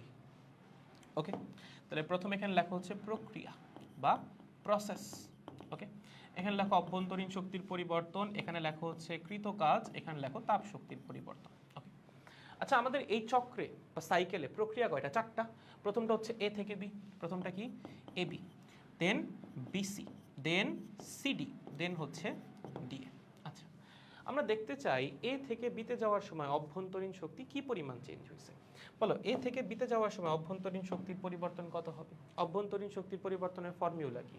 ফর্মুলা হচ্ছে del U is equals to n CV delta T. পড়ছি না আমরা এই জিনিস, হাজারবার পড়ে আসছি। যে কোনো প্রক্রিয়া অভ্যন্তরীণ শক্তির পরিবর্তনের ফর্মুলা হচ্ছে এন সিভি ডেল্টা টি। আচ্ছা আমরা কয় মোল গ্যাস নিয়ে কাজ করছি? 1 মোল। তাহলে বসাও এখানে 1 মোল গ্যাস এবং সিভির মান কত হবে? দেখো helium gas mono atomic gas, CV বের করার ফর্মুলা কি? Degree of freedom divided by 2 multiplied by R. তাহলে আমার সিভি হবে হচ্ছে 3/2 ইন্টু আর। ওকে, কেন 3/2 ইন্টু আর হইল? সিভির ফর্মুলা ভাই ডফ বাই 2 মাল্টিপ্লাইড বাই আর। আমরা কাজ করতেছি হিলিয়াম গ্যাস নিয়ে, মোনো অ্যাটমিক গ্যাস, তো ডফ কত? 3। ওকে, আর এখানে টেম্পারেচারের পরিবর্তন কত? যখন আমরা এ থেকে বিতে গেছি টেম্পারেচার ছিল টি নট, হয়েছে 2 টি নট, তার মানে টেম্পারেচার টি নট পরিমাণ বৃদ্ধি পাইছে। তাহলে টেম্পারেচারের পরিবর্তন হবে হচ্ছে টি নট, তার মানে ডেল ইয়া হবে হচ্ছে 1.5 R T not. Del you এর মান হবে কত? 1.5 আর টি নট। ঠিক আছে, সহজ একদম, গুড। দেন দেখো বি থেকে যখন সিতে গেছি তখন অভ্যন্তরীণ শক্তির পরিবর্তন কত হবে? সেম ফর্মুলা, কোনো পরিবর্তন নাই। অভ্যন্তরীণ শক্তির পরিবর্তনের ফর্মুলা তো same, del U is equals to n CV delta T. দেখো আমরা গেছি কই? বি থেকে সিতে। কার উপর কাজ করা হয়েছে? 1 মোল গ্যাস। সিভি কত? সিভি তো সেম গ্যাস যেহেতু। টেম্পারেচারের পরিবর্তন কত? টেম্পারেচার ছিল হচ্ছে 2 টি নট, হয়েছে কত? 4 টি নট। তাহলে টেম্পারেচারের পরিবর্তন কত? 4 T naught minus 2 T naught মানে হচ্ছে 2 টি নট। তার মানে অভ্যন্তরীণ শক্তির পরিবর্তন হচ্ছে 3 আর টি নট। কত? 3 আর টি নট। বসাও কত? প্লাস 3 আর টি নট। বাকি দুটাই গেস তুমি বের করতে পারবা। যখন সি থেকে ডিতে যাবা তখন অভ্যন্তরীণ শক্তির পরিবর্তন কত হবে? এন সিভির মান তো চেঞ্জ হবে না, 3/2 আর থাকবে। টেম্পারেচারের পরিবর্তন কত? দেখো এখানে টেম্পারেচার ছিল 4 টি নট, হয়েছে কত? 2 টি নট। তোমার টেম্পারেচার এবার হ্রাস পাইছে। টেম্পারেচারের পরিবর্তন কত হবে? 2 T naught minus 4 T naught মানে হচ্ছে মাইনাস 2 টি নট। তাহলে minus 2 T naught multiplied by 3/2 into R, তার মানে এখানে অভ্যন্তরীণ শক্তির পরিবর্তন আসবে মাইনাস 3 আর টি নট। ঠিক আছে, ফাইনালি আসো ডি থেকে তো অভ্যন্তরীণ শক্তির পরিবর্তনের ফর্মুলা তো সেম। যে কোনো প্রক্রিয়াতে অভ্যন্তরীণ শক্তির পরিবর্তনের ফর্মুলা তো সেম ভাই, এটা তো কোনো পরিবর্তন নাই, সেম ফর্মুলা। তাহলে দেখেন আমার এনসিভি তো সেমই থাকতেছে, 1 mole gas, helium gas, mono atomic gas, তো সিভির মানও সেম। তাপমাত্রার পরিবর্তন কত? ডি পয়েন্টে টেম্পারেচার হচ্ছে 2 টি নট, যখন আমরা এ পয়েন্টে আসছি তখন টেম্পারেচার কত? T naught. তাহলে তাপমাত্রার পরিবর্তন কত? T naught minus 2 T naught. Final temperature minus initial temperature, পরিবর্তন সবসময় ফাইনাল মাইনাস ইনিশিয়াল। তাহলে ফাইনাল টেম্পারেচার হচ্ছে টি নট, ইনিশিয়াল টেম্পারেচার ছিল 2 টি নট, ফাইনাল থেকে ইনিশিয়াল মাইনাস করলে মাইনাস টি নট, তার মানে হচ্ছে 3/2 multiplied 3/2 R multiplied by minus T naught. তাহলে এখানে অভ্যন্তরীণ শক্তির পরিবর্তন কত হবে? Minus 1.5 R T not. ঠিক আছে, তুমি চাইলে এভাবে ফর্মুলার মধ্যে বসাও ক্যালকুলেট করতে পারো, সেম রেজাল্ট আসবে। ওকে, তাহলে আমরা 4টা প্রসেসে অভ্যন্তরীণ শক্তির পরিবর্তন বের করে ফেলছি। এবার আসেন কৃতকাজ। দেখেন তার মধ্যে এ বি এবং হচ্ছে সিডি, এই দুইটা প্রক্রিয়া কৃতকাজ আসবে 0। কি বললেন ভাই? হ্যাঁ শূন্যই তো আসবে। কেন শূন্য আসবে বলো তো? এটা যদি না পারো ভাই তোমাদের কিন্তু আবার সেই লেকচার 1 দেখানো শুরু করব, ঠিক আছে? এটা কি প্রক্রিয়া? এ থেকে বি সময়তন প্রক্রিয়া, সি থেকে ডি কি প্রক্রিয়া? সময়তন প্রক্রিয়া। সময়তন প্রক্রিয়া কৃতকাজ কত হয়? 0। আয়তন যদি চেঞ্জই না হয় কোনো কাজ হবে? কোনো কাজ হবে না। ওকে, তাহলে আমার দেখা লাগবে বি থেকে সিতে কৃতকাজ কত এবং ডি থেকে এতে কৃতকাজ কত, এই দুইটা হচ্ছে আমার দেখা লাগবে। বলো বি থেকে সিতে কৃতকাজ কেমনে বের করবা? বি থেকে সি কি প্রক্রিয়া? বলো বি থেকে সি কি প্রক্রিয়া? বি থেকে সি পুরোটাই বলি তোমাদেরকে। এখানে আসো, দেখো দুঃখিত, আমরা হচ্ছে অভ্যন্তরীণ শক্তির পরিবর্তন পর্যন্ত দেখছি।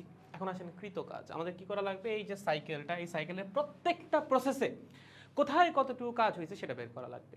তার মধ্যে দেখো দুইটা প্রসেসে কৃত কাজ শূন্য। কোন দুইটা? এই যে এ থেকে বি, এবি যে প্রসেসটা এখানে কৃত কাজ শূন্য, এবং সিডি যে প্রসেসটা এখানেও কৃত কাজ শূন্য। কেন? এ থেকে বি, এটা কি প্রক্রিয়া রে? এটা সময়ায়তন প্রক্রিয়া। সময়ায়তন প্রক্রিয়া কৃত কাজ কত হয়? শূন্য হয়। পি ডেল ভি, ডেল ভির মান তো শূন্য, তাহলে কৃত কাজ কত হবে? শূন্য। সিমিলারলি সি থেকে ডি কি প্রক্রিয়া? সময়ায়তন প্রক্রিয়া, কৃত কাজ কত হবে? শূন্য হবে। তাহলে দেখেন এখানেও কৃত কাজ শূন্য, এখানেও কৃত কাজ শূন্য।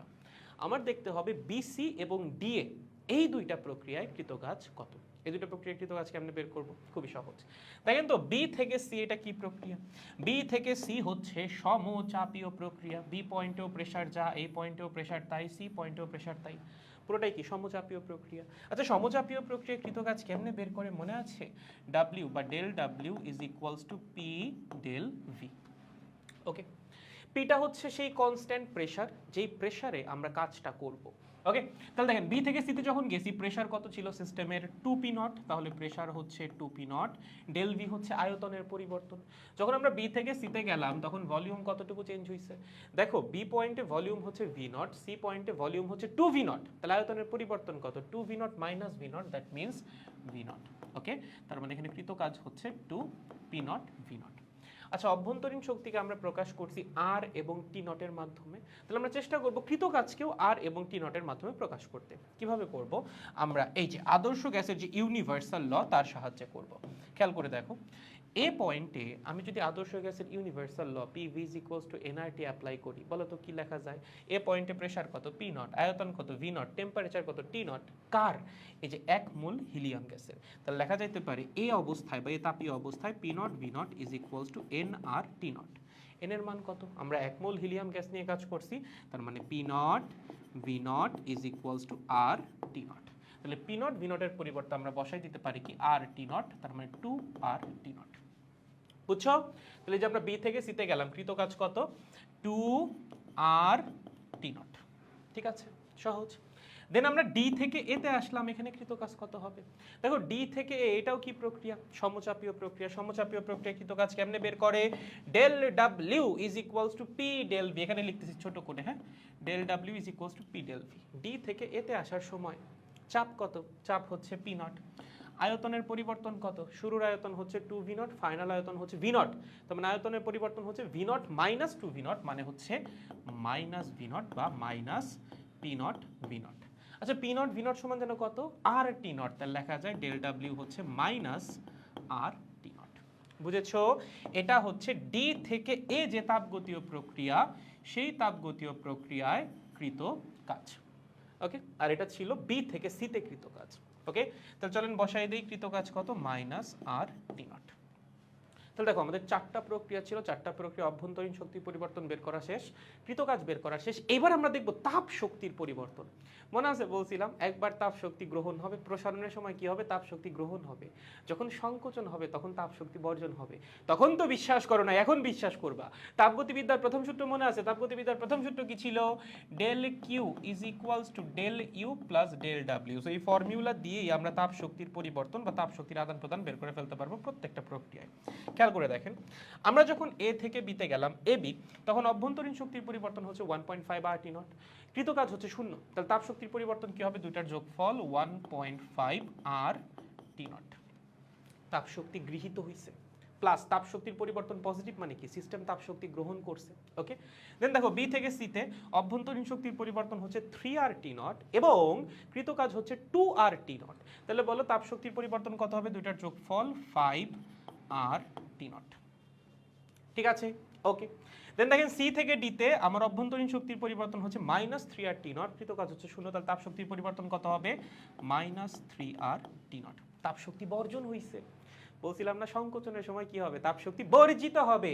এবং লাস্টে দেখো ডি থেকে এ, এখানে 1.5 RT নট মাইনাস, এখানে আছে -RT নট, তাহলে ডেল কিউ কত হবে? দুইটার যোগফল, মানে হচ্ছে -2.5 RT নট। এই হচ্ছে 4টা প্রসেসে তাপ শক্তির পরিবর্তন। দেখো প্রথম 2টা প্রসেসে তাপ শক্তি গৃহীত হয়েছে, পরের 2টা প্রসেসে তাপ শক্তি বর্জিত হয়েছে। তাহলে পুরো সাইকেলে কি হইলো বলেন তো দেখি? এই যে আমরা একটা সাইক্লিক প্রসেস চালাইলাম, পুরা সাইকেলটাই কি হইলো, পুরা সাইকেল অভ্যন্তরীণ শক্তির পরিবর্তন হচ্ছে শূন্য।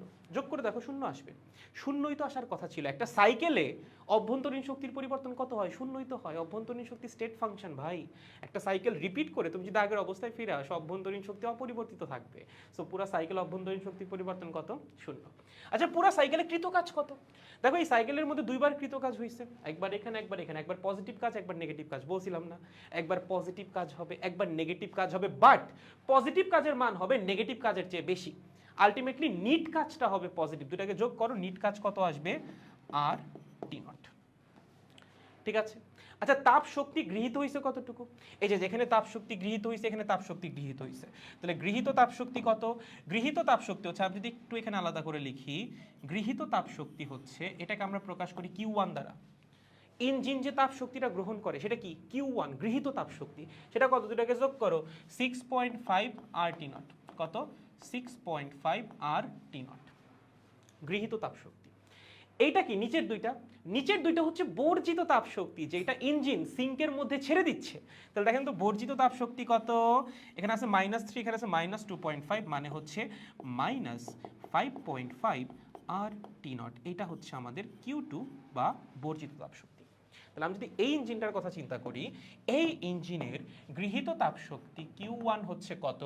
6.5 RT নট। বর্জিত তাপ শক্তি কত? -5.5 RT নট। এবং আলটিমেটলি দেখো তো W কত আসছে? W আসছে হচ্ছে গৃহীত তাপ শক্তি আর বর্জিত তাপ শক্তির বিয়োগফলের সমান। মানে তুমি যদি মান নিয়ে করে, কিন্তু মাইনাস আসছে কিসের জন্য? তাপ শক্তির পরিবর্তন বুঝাইতে। সো Q2 মানকে তুমি চাইলে 5.5 RT নটও লিখতে পারো, কারণ Q2 মানেই হচ্ছে বর্জিত তাপ শক্তি। সো আলটিমেটলি কৃত কাজ কি আসবে? একটা থেকে আরেকটার বিয়োগফলের সমান। মানে সিস্টেম তাপ শক্তি গ্রহণ করছে 6.5 RT নট পরিমাণ প্রথম দুইটা প্রক্রিয়ায়, দেন পরের দুইটা প্রক্রিয়ায় সিস্টেম 5.5 RT নট পরিমাণ তাপ শক্তি বাইরে বের করে দিছে, মাঝখানে শুধুমাত্র RT নট পরিমাণ তাপ শক্তিকে সে কাজে রূপান্তর করছে। এইটাই হচ্ছে হিট ইঞ্জিন।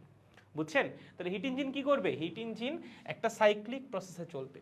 সেই সাইক্লিক প্রসেসের প্রথম অর্ধেকে সে তাপ শক্তি গ্রহণ করবে, পরের অর্ধেকে সে তাপ শক্তি বর্জন করবে। তাহলে সংকোচন কেন দরকার? বুঝতেছো? তাপ শক্তি বর্জন করা লাগবে, আদারওয়াইজ তো তাপ শক্তি বর্জিতই হবে না। ওকে, সো সে তাপ শক্তি গ্রহণ করবে, কিছু অংশকে বর্জন করে দিবে, বাকি যে অংশটা সেটাকে হচ্ছে সে কাজে রূপান্তর করবে।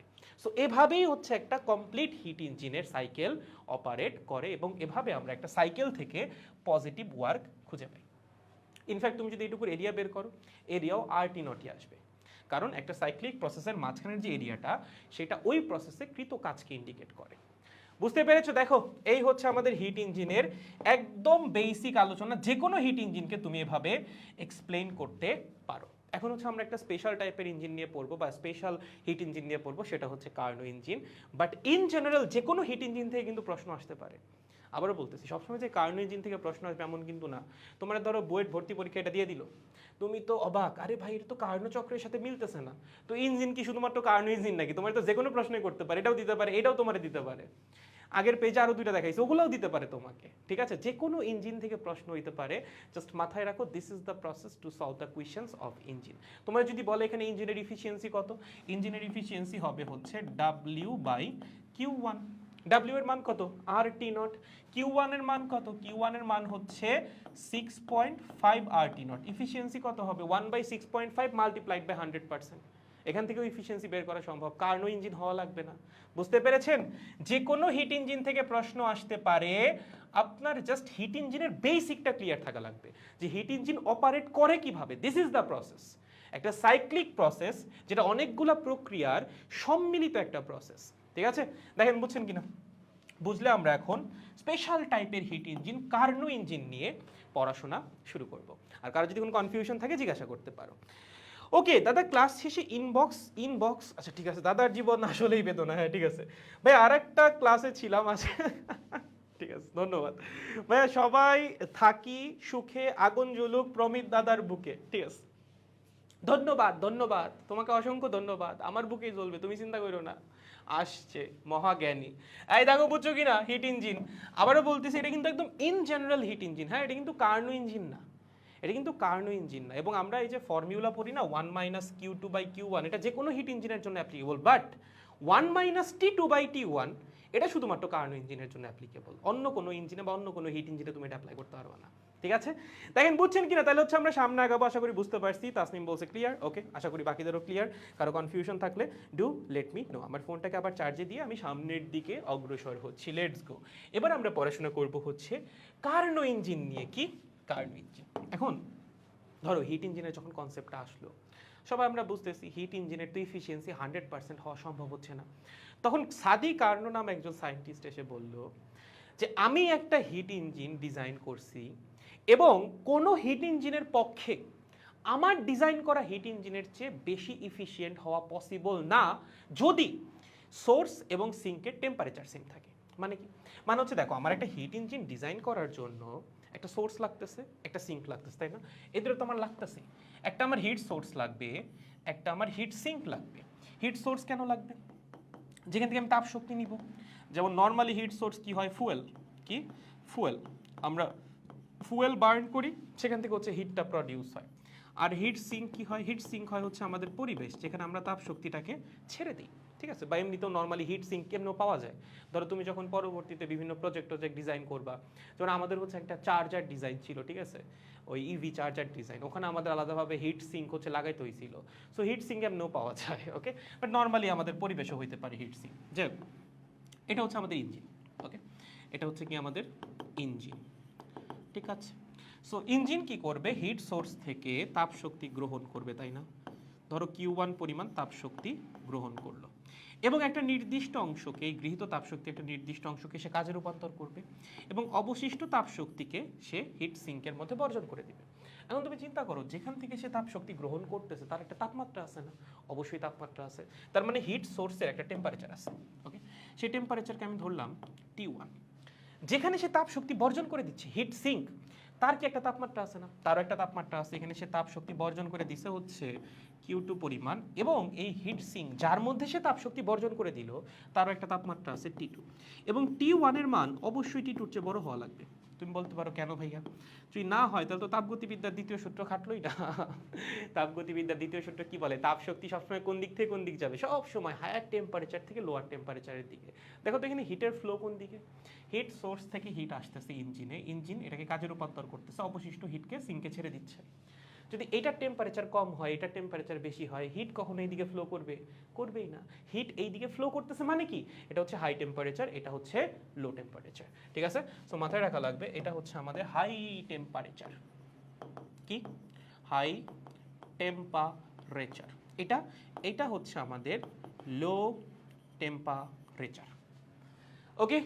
এখন সাদি কার্নো বলছে, যদি তুমি এই T1 আর T2 তাপমাত্রা অপরিবর্তিত রেখে ইঞ্জিন বানাও, হিট ইঞ্জিন বানাও, মানে হিট সোর্সের তাপমাত্রা T1ই থাকবে এবং হিট সিঙ্কের তাপমাত্রা T2ই থাকবে। যদি এই দুইটা তাপমাত্রাকে সেম রেখে যে কোনো হিট ইঞ্জিন তুমি ডিজাইন করো না কেন, সেই ইঞ্জিনের কর্মদক্ষতা কখনোই কার্নোর ইঞ্জিনের চেয়ে বেশি হওয়া সম্ভব না। এবং এটা সত্যি। তুমি তাপমাত্রা T1 এবং T2 ফিক্সড রেখে যেইভাবেই ইঞ্জিন বা হিট ইঞ্জিন ডিজাইন করো না কেন, তার কর্মদক্ষতা কখনোই কার্নোর ইঞ্জিনের চেয়ে বেশি হওয়া সম্ভব না। প্রশ্ন হচ্ছে কেন? কারণ কার্নোর ইঞ্জিন একটা হাইপোথেটিক্যাল ইঞ্জিন, এটার কোনো বাস্তব অস্তিত্বই নাই, ঠিক আছে? সে কি করছে? সে হচ্ছে একটা হাইপোথিসিস দিছে, ঠিক আছে? সো কার্নোর ইঞ্জিনটা কি? এটা হচ্ছে একটা হাইপোথেটিক্যাল ইঞ্জিন, হাইপোথেটিক্যাল ইঞ্জিন, ওকে, বা আইডিয়াল ইঞ্জিন। এটার কোনো বাস্তব অস্তিত্ব নাই, ওকে। সে সব আইডিয়াল প্রসেস চিন্তা করছে। সেই ইঞ্জিন মানে যে প্রত্যাবর্তী প্রক্রিয়া দিয়ে, বলো প্রত্যাবর্তী প্রক্রিয়ার কি বাস্তব কোনো অস্তিত্ব আছে? নাই। আমরা যখন কার্নোর ইঞ্জিনের বিস্তারিত করবো তখন তুমি বুঝবে এটা বাস্তব আসলে ঘটানো সম্ভব না, ওকে। সো হাইপোথেটিক্যাল একটা ইঞ্জিন, এটার কোনো বাস্তব অস্তিত্ব বা প্র্যাকটিক্যাল এক্সিস্টেন্স আসলে নাই, কোনো বাস্তব অস্তিত্ব নেই, কোনো বাস্তব অস্তিত্ব নেই। তবে তার দাবিটা সত্যি, তার দাবিটা সত্যি। এখন পর্যন্ত সেটাকে ভুল প্রমাণিত করা যায় নাই। কার্নোর যে প্রপোজড মডেল, সেই মডেলের চেয়ে বেশি এফিশিয়েন্ট ইঞ্জিন বানানো সম্ভব না যদি তুমি হিট সোর্স এবং সিঙ্কের টেম্পারেচারটা সেম রাখো। ধরো তুমি হিট সোর্সের টেম্পারেচার রাখলা হচ্ছে 500 ডিগ্রি সেলসিয়াস এবং সিঙ্কের টেম্পারেচার রাখলা হচ্ছে 20 ডিগ্রি সেলসিয়াস। এই দুইটা সেম টেম্পারেচারে রেখে তুমি অন্য যেই মডেলেই ইঞ্জিন ডিজাইন করো না কেন, কর্মদক্ষতা সবসময় কার্নোর ইঞ্জিনের চেয়ে কমই আসবে। কার্নোর ইঞ্জিন হচ্ছে সবচেয়ে বেশি এফিসিয়েন্সিওয়ালা ইঞ্জিন, ওকে। বাট এটা কোনো প্র্যাকটিক্যাল এক্সিস্টেন্স নাই, এটা বাস্তবে এক্সিস্ট করে না, ঠিক আছে। এখন আমাকে বলো তো ইঞ্জিনের কর্মদক্ষতা আমরা কেমনে বের করছি? ইঞ্জিনের কর্মদক্ষতা আমরা বের করেছি এটা ইজ ইকুয়ালস টু ইঞ্জিনের আউটপুট ডিভাইডেড বাই ইঞ্জিনের ইনপুট। ইঞ্জিনের আউটপুটটা কি Q1 মাইনাস Q2, তাই না? কি Q1 minus Q2 divided by Q1, এখান থেকে আমরা বলছিলাম 1 মাইনাস Q2 বাই Q1। এখন এই ফর্মুলা তো যে কোনো হিট ইঞ্জিনের জন্য খাটবে, কি যে কোনো হিট ইঞ্জিনের জন্য খাটবে। ওকে, হিট ইঞ্জিনের জন্য খাটবে। এখন সাদি কার্নো বলছে এটা তো যে কোনো হিট ইঞ্জিনের জন্য খাটবে, বাট কার্নোর ইঞ্জিনের জন্য একটা সেপারেট ইফিসিয়েন্সির ফর্মুলা আছে, সেটা হচ্ছে এটা is equals to 1 minus Q2 by Q1 is equals to 1 minus T2 by T1। এইটা, এই যে এই ফর্মুলাটা লাস্টেরটা, এটা শুধুমাত্র কার্নোর ইঞ্জিনের জন্য খাটবে। তোমাকে যদি প্রশ্নে কার্নোর ইঞ্জিন বলে না দেয়, অন্য কোনো ইঞ্জিন দেয়, ধরো তোমাকে যে এই ইঞ্জিনটা দিল, কোনটা একটু আগে আমরা যেটা পড়লাম, এখানে তুমি কিন্তু 1 minus T2 by T1 apply করতে পারবা না। 1 মাইনাস T2 বাই T1 শুধুমাত্র কার্নোর ইঞ্জিনের জন্য অ্যাপ্লিকেবল, ঠিক আছে? সো এটা শুধুমাত্র কার জন্য অ্যাপ্লিকেবল? শুধুমাত্র কার্নোর ইঞ্জিনে অ্যাপ্লিকেবল। ওকে, শুধুমাত্র কার্নোর ইঞ্জিনে অ্যাপ্লিকেবল। বুঝেছো? একদম সহজ। এখন কেন অ্যাপ্লিকেবল, কিভাবে আসছে সেগুলো আমরা দেখবো, সমস্যা নাই, বাট তার আগে বিশ্বাস করে নাও শুধুমাত্র কার্নোর ইঞ্জিনের জন্য অ্যাপ্লিকেবল। ওকে, এখন কার্নো তো একটা তাপ ইঞ্জিনই বানাইছে, আমরা জানি তাপ ইঞ্জিন কিভাবে চলে, সাইক্লিক প্রসেসে চলে। তার মানে কার্নোর ইঞ্জিনটাও কিভাবে চলবে? অবশ্যই সাইক্লিক প্রসেসে চলবে। কিভাবে চলবে? Cyclic process, cyclic process. এখন কার্নো এই সাইক্লিক প্রসেসটাকে এমনভাবে ডিজাইন করছে যেন এফিসিয়েন্সি ম্যাক্সিমাম হয়। কিভাবে ডিজাইন করছে? কার্নোর সাইক্লিক প্রসেসে টোটাল 4টা প্রক্রিয়া আছে। আমরা জানি সাইক্লিক প্রসেসে প্রসারণ ঘটা লাগে এবং সংকোচন ঘটা লাগে। এখন এই প্রসারণটা এক ধাপে ঘটতে পারে, সংকোচন এক ধাপে ঘটতে পারে, আবার প্রসারণ 2 ধাপে ঘটতে পারে, সংকোচনও 2 ধাপে ঘটতে পারে। সো কার্নোর ইঞ্জিনে বা কার্নোর যে সাইকেলে, সেখানে হচ্ছে 2 ধাপে প্রসারণ ঘটবে, 2 ধাপে সংকোচন ঘটবে। এখন এই যে 2টা প্রসারণ, একটা হবে হচ্ছে সমষ্ণ প্রসারণ, একটা হবে রুদ্ধতাপীয় প্রসারণ। মনে আছে সমষ্ণ প্রক্রিয়া, রুদ্ধতাপীয় প্রক্রিয়া আবার লাগবে কিন্তু। এবং সংকোচন যে 2টা ঘটবে, একটা হবে সমষ্ণ সংকোচন আর একটা হবে হচ্ছে রুদ্ধতাপীয় সংকোচন। তাহলে কার্নো কি বলছে? আমার যে সাইক্লিক প্রসেস, যেখানে 4টা প্রক্রিয়া থাকবে, প্রথমটা হচ্ছে সমষ্ণ প্রসারণ। কি? সমষ্ণ প্রসারণ। তারপরেরটা হচ্ছে রুদ্ধতাপীয় প্রসারণ। কি? রুদ্ধতাপীয় প্রসারণ। তারপরেরটা হচ্ছে সমষ্ণ সংকোচন। কি? সমষ্ণ সংকোচন। ওকে, এবং তারপরেরটা হচ্ছে রুদ্ধতাপীয় সংকোচন। রুদ্ধতাপীয় সংকোচন। ওকে, এই 4টা প্রক্রিয়া মিলে যে সাইকেলটা, সেটাকে আমরা বলি হচ্ছে কার্নো চক্র। ওকে, সেই 4টা প্রক্রিয়া মিলে যে সাইকেলটা তৈরি হবে বা যে চক্রটা তৈরি হবে, সেটাকে আমরা কি বলি? সেটাকে আমরা বলি হচ্ছে কার্নো চক্র। এই নাম আই গেস অনেকবার শুনছো, কার্নো চক্র। সো কার্নো চক্র হচ্ছে এই 4টা প্রক্রিয়ার সম্মিলিত চক্র। ওকে, এবং মজার ব্যাপার হচ্ছে কার্নোর যে চক্রটা, সেটা আসলে একটা প্রত্যাবর্তী প্রক্রিয়া। প্রত্যাবর্তী প্রক্রিয়া মানে হচ্ছে প্রত্যেকটা প্রক্রিয়াকে চাইলে রিভার্সিবল করা পসিবল, প্রত্যেকটাকে চাইলে উল্টা দিকে নেওয়া পসিবল। ঠিক আছে? সো কি প্রক্রিয়া? প্রত্যেকটা হচ্ছে প্রত্যাবর্তী প্রক্রিয়া বা রিভার্সিবল প্রসেস। ওকে, এর জন্যই তো এফিসিয়েন্সি ম্যাক্সিমাম আসছে গো, যেহেতু প্রত্যাবর্তী প্রক্রিয়া। ঠিক আছে, প্রত্যাবর্তী প্রক্রিয়া। বুঝেছেন? সো এগুলো হচ্ছে কার্নোর হাইপোথিসিস। কার্নো ধরছে। এখন তুমি বলতে পারো যে ভাই কার্নো কেন এরকম ধরলো?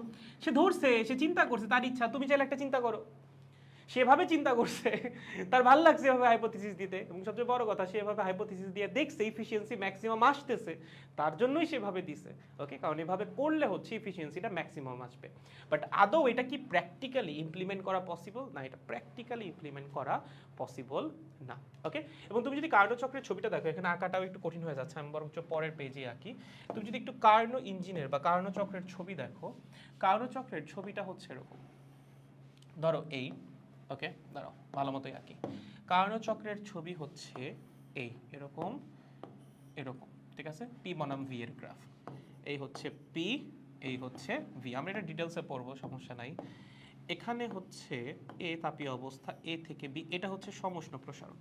দেখো প্রসারিত হচ্ছে না, ভলিউম কম ভলিউম বেশি প্রসারিত হয়েছে। তারপরেরটা হচ্ছে রুদ্ধতাপীয় প্রসারণ। আচ্ছা, রুদ্ধতাপীয় রেখাটা এরকম নিচে নামলো কেন? কারণ আমরা জানি রুদ্ধতাপীয় রেখার ঢাল সমষ্ণ রেখার ঢালের চেয়ে বেশি। সো রুদ্ধতাপীয় রেখা হবে বেশি ঢালু, অধিকতর ঢালু হবে। ওকে, এর জন্য একটু বেশি নিচু বা বেশি ঢালু। দেন দেন আসবে সমষ্ণ সংকোচন। তো সমষ্ণ সংকোচন তো সমষ্ণ রেখাকেই ফলো করবে, এরকম হবে, ঠিক আছে। দেন আসবে হচ্ছে রুদ্ধতাপীয় সংকোচন, এবং এই সংকোচন শেষে একদম আগের অবস্থায় ফিরে যাবে। কেন? কারণ সাইক্লিক প্রসেস হওয়া লাগবে, আদারওয়াইজ তো হবে না।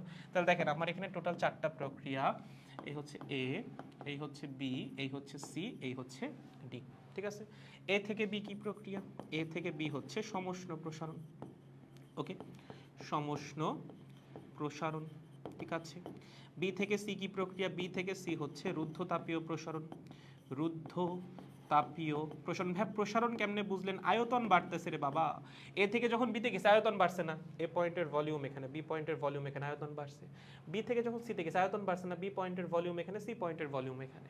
দেন দেখো তো সি থেকে ডি কি প্রক্রিয়া? সি থেকে ডি হচ্ছে সমষ্ণ সংকোচন। কেন?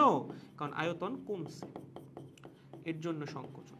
এবং ফাইনালি ডি থেকে এ হচ্ছে রুদ্ধ তাপীয় সংকোচন। কি? রুদ্ধ তাপীয় সংকোচন। বুঝছো? একদম ইজি, মনে থাকবে না বলো তো? এই হচ্ছে 4টা প্রসেস, 4টা প্রসেস মিলে যেটা গঠিত হয়েছে সেটাকে আমরা কি বলতেছি? কার্নো চক্র। এখন এখানে একটু বোঝার ব্যাপার আছে, এখানে তাপ শক্তির আদান প্রদান কেমন হবে? দেখো কৃত কাজ পজিটিভ বোঝাই যাচ্ছে, এটা একটা সাইক্লিক প্রসেস এবং এটা ক্লকওয়াইজ ঘুরছে, তার মানে সাইকেলের ভিতরে বা চক্রের ভিতরে যতটুকু ক্ষেত্রফল আটকা পড়ছে সেটাই হচ্ছে একটা চক্রের কৃত কাজ, এবং যেহেতু ক্লকওয়াইজ তার মানে কৃত কাজটা কি? পজিটিভ। ওকে, তাপ শক্তি কিভাবে গৃহীত আর বর্জিত হবে? একটা হিট ইঞ্জিন চালানোর জন্য সোর্স থেকে তাপ শক্তি নেওয়া লাগবে এবং সিঙ্কে তাপ শক্তি বর্জন করা লাগবে। আচ্ছা তাপ শক্তি কখন নেয়? প্রসারণের সময়। আমরা দেখে আসছি, এটা খুব ভালো মতো দেখে আসছি। কোথায় দেখলাম? এই যে এখানে। যখন প্রসারিত হয় তখন হচ্ছে তাপ শক্তি গ্রহণ করে, যখন সংকুচিত হয় তখন হচ্ছে তাপ শক্তি বর্জন করে। মানে প্রথম 2টা ধাপে তাপ শক্তি গ্রহণের একটা সম্ভাবনা থাকে এবং পরের 2টা ধাপে হচ্ছে তাপ শক্তি বর্জনের সম্ভাবনা থাকে। বাট দেখো এখানে না 2টা ধাপে তাপ শক্তি গ্রহণ বা বর্জন কিছুই হবে না। কেন? কারণ এই 4টা প্রক্রিয়ার মধ্যে 2টা তো রুদ্ধতাপীয় প্রক্রিয়া। রুদ্ধতাপীয় প্রক্রিয়ায় তাপ শক্তির কোনো আদান প্রদান হয়? তুমি বলো। রুদ্ধতাপীয় প্রক্রিয়ায় কি তাপ শক্তির কোনো রকম আদান প্রদান হয়? হয় না ভাই। তার মানে এই যে বি থেকে সি আর ডি থেকে এ, এই 2টা প্রক্রিয়ায় তাপ শক্তির কোনো আদান প্রদানই হবে না। আদান প্রদান কোথায় হবে? যখন প্রসারণ ঘটছে সমষ্ণ, এই যে সমষ্ণ প্রসারণ, তখন হচ্ছে সিস্টেম তাপ শক্তি গ্রহণ করবে। আর যখন সমষ্ণ সংকোচন ঘটবে তখন সিস্টেম বা ইঞ্জিন তাপ শক্তি বর্জন করে দিবে। তাহলে ইঞ্জিন তাপ শক্তি গ্রহণ করবে কোথায়? এই যে সমষ্ণ প্রসারণে। এখানে হচ্ছে সে Q1 পরিমাণ তাপ শক্তি গ্রহণ করবে, সমষ্ণ সংকোচনের সময় সে Q2 পরিমাণ তাপ শক্তি বর্জন করে দিবে। এবং Q1 মাইনাস যে Q2 সেটাই হচ্ছে একটা কার্যচক্রে কৃত কাজ। ঠিক আছে, এটাই কি? এটাই হচ্ছে একটা কার্যচক্রে কৃত কাজ। বুঝছো? একটা কার্যচক্রে কৃত কাজ। সহজ একদম, মনে থাকবে। ওকে, গুড। এখন এই কার্নো ইঞ্জিনটা ডিজাইন করা হয়েছে কিভাবে? আমি বুঝলাম যে এই প্রক্রিয়া চালাইলে আমার কার্নো ইঞ্জিন হবে, বাট এটাকে আমি ডিজাইন করব কিভাবে? ডিজাইন করার জন্য আমাদের কয়েকটা জিনিস লাগবে। হ্যাঁ, কয়েকটা জিনিস ছাড়া এটা সম্ভব না। প্রথমত তোমার লাগবে হচ্ছে একটা সিলিন্ডার, পিস্টনযুক্ত সিলিন্ডার সিস্টেম। একটা ইঞ্জিন লাগবে না, যে ইঞ্জিনে পিস্টন উপরে নিচে ওঠানামা করবে। সো আমাদের একটা ইঞ্জিন লাগবে বা একটা এরকম সিলিন্ডার লাগবে। ধরো এই হচ্ছে আমাদের সিলিন্ডার। ওকে, সিলিন্ডারের কিছু বৈশিষ্ট্য আছে, দাঁড়াও বলতেছি, সবই বলতেছি একটা একটা করে। এগুলো মাথায় রাখা লাগবে, এগুলো এমসিকিউ এর জন্য গুরুত্বপূর্ণ। ঠিক আছে, জিজ্ঞাসা করতে পারে তোমাকে। এই হচ্ছে একটা সিলিন্ডার থাকবে, সিলিন্ডারের ভিতরে কি থাকবে? ভিতরে থাকবে হচ্ছে আইডিয়াল গ্যাস। ওকে, কি? Ideal gas. ওকে, এখন সিলিন্ডারের একদম নিচের যে পার্ট বা নিচের যে তলটা আছে, এই যে নিচের যে তলটা, এইটা হওয়া লাগবে একদম পারফেক্টলি কন্ডাক্টিং। কি? পারফেক্টলি কন্ডাক্টিং, মানে এখানে তাপের একদম পারফেক্ট আদান প্রদান হইতে দেওয়া লাগবে। সো এই নিচের তলটা বা নিচের সারফেসটা কি হওয়া লাগবে? Perfectly conducting. Okay, perfectly conducting. ঠিক আছে, এবার বলো তো সাইডের গুলা কি হওয়া লাগবে? এই যে এগুলা, এই তলগুলা, এইটা, দেন হচ্ছে এইটা, দেন হচ্ছে এগুলা, এগুলা হওয়া লাগবে পারফেক্টলি ইনসুলেটিং। মানে এদের মধ্যে দিয়ে কোনো রকম তাপ শক্তির আদান প্রদান হওয়া যাবে না, বা পারফেক্টলি অ্যাডিয়াবিটিং, যার মধ্যে কোনো রকম তাপ শক্তির আদান প্রদান হওয়া সম্ভব না। ঠিক আছে, সেগুলো হবে হচ্ছে পারফেক্টলি ইনসুলেটিং। ওকে, ইনসুলেটিং, এখান দিয়ে কোনো রকম তাপ শক্তির আদান প্রদান হইতে দেওয়া যাবে না। এরকম একটা সিলিন্ডার এবং পিস্টন হচ্ছে আমার লাগবে। শুধুমাত্র নিচের যে সারফেসটা আছে তার মধ্যে দিয়ে তাপ শক্তির আদান প্রদান হইতে পারবে, অন্য কোথাও দিয়ে না। হইলে কিন্তু সমস্যা, ঠিক আছে? ওকে, দেন আমাদের লাগবে একটা হিট সোর্স। কি লাগবে? একটা হিট সোর্স লাগবে। দেখো, এটা লাগবে হচ্ছে হিট সোর্স। এখন এই যে হিট সোর্সটা, সে হওয়া লাগবে পারফেক্টলি কন্ডাক্টিং। তার চারপাশ কি হওয়া লাগবে? একদম পারফেক্টলি কন্ডাক্টিং। দেখো, হিট সোর্স কি হওয়া লাগবে? Perfectly conducting. লেখেন পারফেক্টলি কন্ডাক্ট। প্রত্যেকটার কারণ আছে, হ্যাঁ, এমনি এমনি না, কারণগুলো একটু পর বুঝতে পারবা। আপাতত লেখো পারফেক্টলি কন্ডাক্টিং হতে হবে। এবং এই হিট সোর্সের হিট ক্যাপাসিটি বা তাপ ধারণ ক্ষমতা হওয়া লাগবে অসীম। কি বললেন ভাইয়া? এটা তো নতুন শুনলাম, লেখো আগে বোঝাচ্ছি। এটার যে হিট ক্যাপাসিটি বা তাপ ধারণ ক্ষমতা, ঠিক আছে, বাকি বা হচ্ছে তাপ ধারণ ক্ষমতা। তাপ ধারণ ক্ষমতা কি হইতে হবে? অসীম হইতে হবে, ইনফাইনাইট। কেন ইনফাইনাইট হইতে হবে? যেন এই হিট সোর্স তাপ শক্তি দিলে বা তাপ শক্তি গ্রহণ করলে তার তাপমাত্রা পরিবর্তন না হয়। মানে তার তাপ ধারণ ক্ষমতা এতটাই বেশি, সে যদি তাপ শক্তি দিয়েও দেয়, ধরো তুমি তাপ শক্তি নিলা হিট সোর্স থেকে 2000 জুল, 5000 জুল, তাও হিট সোর্সের তাপমাত্রা পরিবর্তন হবে না। ধরো টেম্পারেচার 500 কেলভিন, তুমি ওর কাছ থেকে 2000 জুল তাপ শক্তি নিছো, তাও ওর টেম্পারেচার 500 কেলভিন। এটাকেই বলে হচ্ছে অসীম তাপ ধারণ ক্ষমতার হিট সোর্স। ওকে, তাহলে হিট সোর্সের তাপ ধারণ ক্ষমতা অসীম মানে কি? মানে এখান থেকে তাপ শক্তি নিলেও তাপমাত্রা চেঞ্জ হবে না। এখান থেকে তাপ শক্তির আদান প্রদান করা হলেও বা তাপের, দেখো, তাপের আদান প্রদান করা হলেও তাপমাত্রা চেঞ্জ হবে না। তাপের আদান প্রদান করা হলেও, ঠিক আছে, করা হলেও কি হবে না? তাপমাত্রা বা টেম্পারেচার চেঞ্জ হবে না। ওকে, টেম্পারেচার চেঞ্জ হবে না। এর জন্যই ওর হিট ক্যাপাসিটি হওয়া লাগবে ইনফাইনাইট। বুঝেছো? দেখবো আমরা হিট সোর্স থেকে তাপমাত্রা নিচ্ছি, বড় টেম্পারেচার চেঞ্জ হচ্ছে না, টেম্পারেচার সবসময় সেম। দেখবো আমরা হিট সোর্সের টেম্পারেচার কনস্ট্যান্ট ধরি, কারণ কার্নোর অ্যাজাম্পশনই এইটা যে হিট সোর্সের টেম্পারেচার সবসময় কনস্ট্যান্ট থাকবে। তখনই কনস্ট্যান্ট থাকা সম্ভব যখন ওর তাপ ধারণ ক্ষমতা হবে infinite. Very important for MCQ, ঠিক আছে? ওকে, দেন আমাদের কি লাগবে? দেন আমাদের লাগবে হচ্ছে একটা হিট সিঙ্ক। কি লাগবে? একটা হিট সিঙ্ক, যেখানে আমরা তাপ শক্তি ছেড়ে দিব। ওকে, তাহলে আমাদের লাগবে হচ্ছে একটা হিট সিঙ্ক, এবং এই হিট সিঙ্কের বৈশিষ্ট্য পুরাপুরি হিট সোর্সের মতো। তাহলে হিট সিঙ্কটাও কেমন হওয়া লাগবে? Perfectly conducting. কি হওয়া লাগবে? পারফেক্টলি কন্ডাক্টিং, মানে এর মধ্যে দিয়ে খুব সুন্দর মতো যেন তাপের আদান প্রদান হইতে পারে, ঠিক আছে? Perfectly conducting. ওকে, কন্ডাক্টিং, বুঝেছো? সহজ একদম। ওকে, এবং এইটারও হিট ক্যাপাসিটি কত হওয়া লাগবে? এইটারও হিট ক্যাপাসিটি হওয়া লাগবে ইনফাইনাইট। হিট ক্যাপাসিটি কি হবে? ইনফাইনাইট, মানে তাপ ধারণ ক্ষমতা অসীম। হিট সিঙ্ক করে, হিট সিঙ্ক কি করে? হিট সিঙ্ক হচ্ছে তাপ শক্তি গ্রহণ করে, আমরা হিট সিঙ্কের মধ্যে তাপ শক্তি ছেড়ে দিই। তার মানে হিট সিঙ্ক যদি তাপ শক্তি গ্রহণও করে, তাও তার তাপমাত্রা চেঞ্জ হবে না। তুমি 5000 জুল তাপ শক্তি হিট সোর্স থেকে নিছো, তাপমাত্রা চেঞ্জ হতে হয় নাই। 5000 জুলের মধ্যে 2000 জুলকে কাজে রূপান্তর করছো, বাকি 3000 জুল তুমি সিঙ্কের মধ্যে ছেড়ে দিছো। সিঙ্কের মধ্যে যদি ওই 3000 জুল শক্তি তুমি ছেড়ে দাও, ওর কি তাপমাত্রা চেঞ্জ হবে? চেঞ্জ হবে না। কেন? কারণ ওর তাপ ধারণ ক্ষমতা ইনফাইনাইট। তাপ শক্তি দিলেও ওর তাপমাত্রায় কোনো পরিবর্তন হয় না। একটা পৃথিবীর মতো, ওই যে বিভব শূন্য, তুমি যতই চার্জ দাও বিভবে কোনো পরিবর্তন হয় না, সেম কাহিনী, ঠিক আছে? এটা আমাদের কার্নোর অ্যাজাম্পশন। এর পাশাপাশি আরো একটা জিনিস লাগবে, সেটা হচ্ছে একটা স্ট্যান্ড লাগবে। কি লাগবে? একটা স্ট্যান্ড। লেখো, লাগবে হচ্ছে একটা স্ট্যান্ড, এবং এই স্ট্যান্ডটার চারপাশ হওয়া লাগবে পারফেক্টলি ইনসুলেটিং। কি হওয়া লাগবে? Perfectly insulating. বুঝেছো? চারপাশ কি হতে হবে বলো তো? একদম পারফেক্টলি ইনসুলেটিং হতে হবে। পারফেক্টলি ইনসুলেটিং মানে কোনো রকম তাপ শক্তির আদান প্রদান এখানে হওয়া যাবে না। ঠিক আছে গাইস, ক্লিয়ার?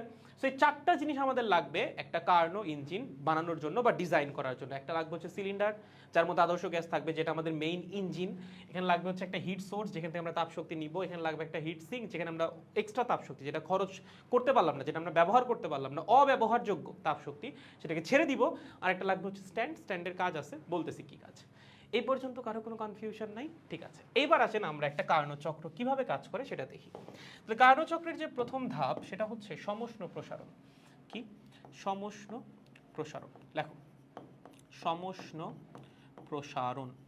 সমষ্ণ প্রসারণ কিভাবে হয় খেয়াল করো। আমরা আমাদের ইঞ্জিনটাকে কি করব? হিট সোর্সের উপর এনে বসাবো, ঠিক আছে? এই হচ্ছে আমাদের হিট সোর্স, বুঝছো? এটা কি? এটা হচ্ছে আমাদের হিট সোর্স।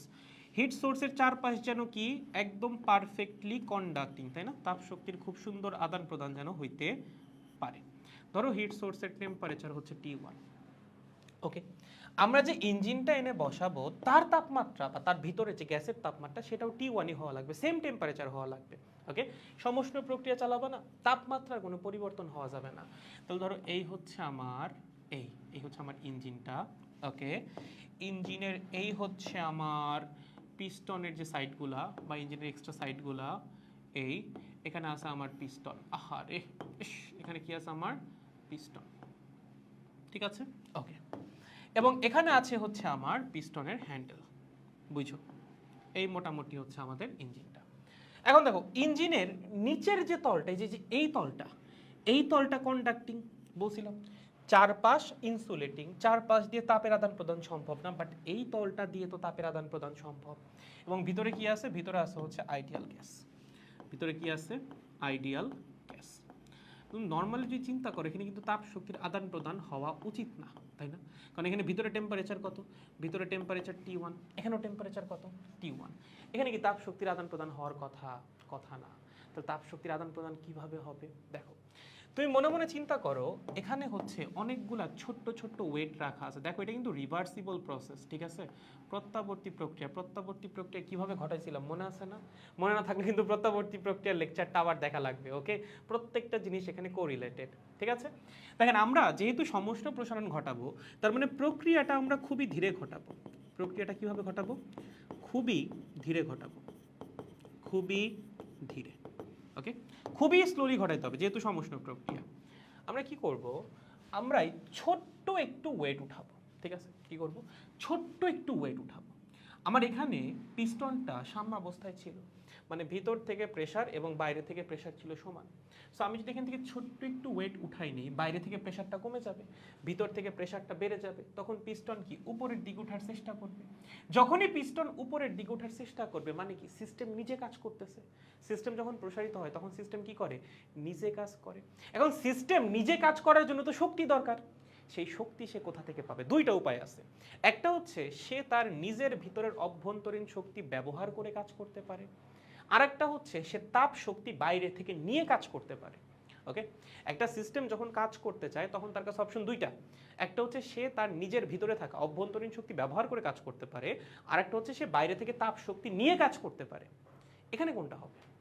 এখানে যদি সে তার নিজের অভ্যন্তরীণ শক্তি ব্যবহার করে কাজ করে তাহলে তো তাপমাত্রা পরিবর্তন হয়ে যাবে। কারণ কি বলছে? প্রথম প্রক্রিয়াটা কি? সমষ্ণ প্রসারণ। তার মানে এখানে টেম্পারেচার কি চেঞ্জ হওয়া যাবে না? তার মানে অভ্যন্তরীণ শক্তিতে কোনো পরিবর্তন আনা যাবে না। মানে সিস্টেম কাজ করবে বাট নিজের শক্তি ব্যবহার করে না। তাহলে সিস্টেম শক্তি পাবে কই থেকে? বাইরে থেকে তাপ শক্তি তখন নেওয়া লাগবে। আমরা একটা ওয়েট উঠাবো, আমার সিস্টেম প্রসারিত হইতে যাবে, তার জন্য সিস্টেমের কাজ করা লাগবে। কাজটা করবে কিভাবে? বাইরে থেকে তাপ শক্তি নিয়ে। তাপ শক্তি পাবে কই? এই যে হিট সোর্স। এখানে কি আছে? এখানে আমাদের হিট সোর্স আছে। সোর্স থেকে আমাদের ইঞ্জিন কি করবে? তাপ শক্তি নিবে, Q1 পরিমাণ তাপ শক্তি নিবে। তাপ শক্তি নিয়ে ইঞ্জিন প্রসারিত হবে। একটা করে ওয়েট উঠাবো, একটু প্রসারিত হবে, আর একটা ওয়েট উঠাবো, আর একটু প্রসারিত হবে, আর একটা ওয়েট উঠাবো, আর একটু প্রসারিত হবে। এভাবে ধীরে ধীরে প্রসারিত হইতে থাকবে। অভ্যন্তরীণ শক্তিতে কোনো পরিবর্তন আসবে না। এই অল্প অল্প কাজ করার জন্য সে ধীরে ধীরে কি করবে? এখান থেকে তাপ শক্তি নিতে থাকবে এবং সেই তাপ শক্তি ব্যবহার করে সে কাজ করবে। এভাবেই তো সমষ্ণ প্রক্রিয়া সংঘটিত হয়, পড়ছিলাম না? সো এভাবেই প্রথম সমষ্ণ প্রসারণটা ঘটবে। বুঝতে পেরেছেন? তাহলে আমি যদি এই পাশে কার্নো চক্রটাও এঁকে রাখি, চলো এ পাশে কার্নো চক্রটাও আঁকো, খেয়াল করো, একবার আঁকো তাহলে ভালো হবে। ধরো এই আছে পি, ঠিক আছে, এই আছে ভি। এখানে আমাদের যেটা হয়েছে, এখানে হয়েছে হচ্ছে এ থেকে বি। সমষ্ণ প্রসারণ মানে হচ্ছে এ থেকে বি। তার মানে আমার সিস্টেমের প্রথমে তাপগতীয় অবস্থা ছিল হচ্ছে এ, আমার সিস্টেম গেছে হচ্ছে বি তাপগতীয় অবস্থায়। এখন এই যে এ থেকে বিতে গেল, তার জন্য তার কি কি চেঞ্জ হবে? তার কি টেম্পারেচার চেঞ্জ হবে? না, টেম্পারেচার তো চেঞ্জ হবে না, সমষ্ণ প্রক্রিয়া ভাই। প্রেসার কি চেঞ্জ হবে? হবে। ভলিউম কি চেঞ্জ হবে? হবে। দেখো এ পয়েন্টে প্রেসার কত? এ পয়েন্টে প্রেসার হচ্ছে P1, ঠিক আছে। ভলিউম কত? ভলিউম হচ্ছে V1। বি পয়েন্টে প্রেসার কত? ধরো P2, ভলিউম হচ্ছে V2। আচ্ছা এখানে কি প্রেসার বাড়বে না কমবে?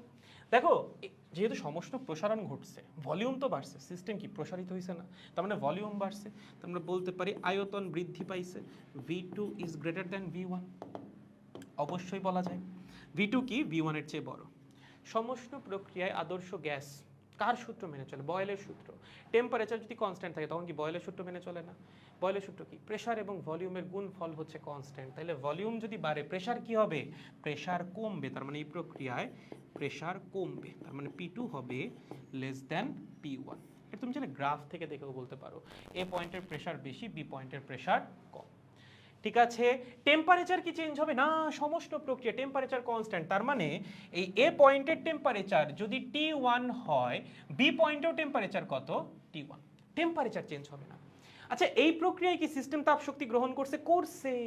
এই যে যখন তুমি একটা একটা করে ওয়েট উঠাচ্ছিলা, তোমার সিস্টেমের কাজ করা লাগছিল, বাট সে তো তার অভ্যন্তরীণ শক্তি ব্যবহার করতে পারবে না, কারণ বলেই তো হয়েছে তাপমাত্রা যেন চেঞ্জ না হয়, তাহলে সে কাজ করবে কেমনে? হিট সোর্স থেকে তাপ শক্তি নিয়ে, তার মানে সিস্টেম এখানে কি করছে? তাপ শক্তি গ্রহণ করছে, তার মানে সিস্টেমের মধ্যে তাপ শক্তি প্রবেশ করেছে কতটুকু? Q1 পরিমাণ। ঠিক আছে, সহজ। এটা হচ্ছে আমাদের প্রথম ধাপ, সমষ্ণ প্রসারণ। এবার সেকেন্ডটা কি? সেকেন্ডটা হচ্ছে রুদ্ধতাপীয় প্রসারণ। দেখো রুদ্ধতাপীয় প্রসারণ, এখন হচ্ছে আমাদের স্ট্যান্ডটা কাজে লাগবে। রুদ্ধতাপীয় প্রসারণ। আচ্ছা রুদ্ধতাপীয় প্রসারণটা কেন লাগতেছে? রুদ্ধতাপীয় প্রসারণটা লাগতেছে সিস্টেমের টেম্পারেচার চেঞ্জ করার জন্য। আমাদের সিস্টেমের টেম্পারেচারকে নিয়ে যাওয়া লাগবে হিট সিঙ্কের টেম্পারেচারে। ঠিক আছে, এটা হচ্ছে কার্নোর মডেল, কার্নো এভাবেই ডিজাইন করছে জিনিসটাকে, যে আমরা রুদ্ধতাপীয় প্রসারণের মাধ্যমে সিস্টেম বা ইঞ্জিনের টেম্পারেচারকে নিয়ে যাব কিসে? হিট সিঙ্কের যে টেম্পারেচার সেইটায়। এটা কেমনে করব? এখন আমি ইঞ্জিনটাকে এখান থেকে সরিয়ে ওই স্ট্যান্ডের উপর নিয়ে রাখবো। স্ট্যান্ড কই আছে? এই যেখানে আছে আমাদের স্ট্যান্ড। ঠিক আছে, এটা হচ্ছে স্ট্যান্ড। আচ্ছা স্ট্যান্ডটা কেমন ছিল? স্ট্যান্ডের চারপাশ ছিল ইনসুলেটিং, কোনো রকম হিট এক্সচেঞ্জ হওয়া যাবে না, তার মানে স্ট্যান্ড ছিল পারফেক্টলি ইনসুলেটিং। ওকে, তাপ অপরিবাহী, ইনসুলেটিং। ওকে, ইনসুলেটিং, ইনসুলেটিং বানানটাই ভুল করলাম না, ইনসুলেটিং। ঠিক আছে, আর আমরা কি করবো? স্ট্যান্ডের উপরে নিয়ে ইঞ্জিনটাকে বসাবো। তাহলে আসো স্ট্যান্ডের উপর যদি ইঞ্জিনটাকে বসাই, এই হচ্ছে আমাদের ইঞ্জিন। ঠিক আছে, এখানে আছে হচ্ছে ইঞ্জিনের সাইড, এই হচ্ছে সাইড। ওকে, এই হচ্ছে সাইড। ঠিক আছে, এই হচ্ছে পিস্টন। ঠিক আছে, ওকে খেয়াল করো, এই বরাবর আছে হচ্ছে আমার পিস্টনের হ্যান্ডেল। ওকে, সো আমি অলরেডি কিছু ওয়েট উঠাইছি সমষ্ণ প্রক্রিয়ার সময়, এখনো কিছু ওয়েট রয়ে গেছে, ওগুলোকে বসাও, বসায় রাখো আপাতত। রাখছো? ওকে, ভিতরে কি আছে? ভিতরে আছে হচ্ছে আইডিয়াল গ্যাস, ভিতরে আছে আইডিয়াল গ্যাস। ওকে, ঠিক আছে, এবার আমাকে বলো এখানে কি এই প্রক্রিয়া, যেই প্রক্রিয়ায় ঘটুক না কেন, এখানে কি তাপ শক্তির আদান প্রদান হওয়া সম্ভব? সম্ভব না। কেন সম্ভব না? খেয়াল করো, প্রথম কথা, আমার যে ইঞ্জিন তার চারপাশটা ইনসুলেটিং, এখান দিয়ে তো আসলে তাপ শক্তির আদান প্রদান হওয়া সম্ভব না। সম্ভব ছিল কোন জায়গা দিয়ে? সম্ভব ছিল নিচের সারফেসটা দিয়ে। বাট এই নিচের সারফেসটাকে তুমি এবার কিসের উপর বসাইছো? একটা স্ট্যান্ড। স্ট্যান্ড নিজে কি? নিজেও তো ইনসুলেটিং। তাহলে ধরো এই সারফেসটা কন্ডাক্টিং, এটা হচ্ছে ইনসুলেটিং, একজন আর একজনের উপরে আছে, কোনো রকম তাপ শক্তির আদান প্রদান হবে? হবে না তো। তাপ শক্তির আদান প্রদান হওয়ার জন্য দুজনেরই ইনসুলেটিং হওয়া লাগবে। বুঝতে পেরেছেন? সো এখানে কোনো রকম তাপ শক্তির আদান প্রদান হবে না। তাহলে এটা কি প্রক্রিয়া হবে? রুদ্ধতাপীয় প্রক্রিয়া। তাহলে এই যে বি থেকে সি যেটা হবে, সেটা হবে হচ্ছে রুদ্ধতাপীয় প্রক্রিয়া। বুঝেছো?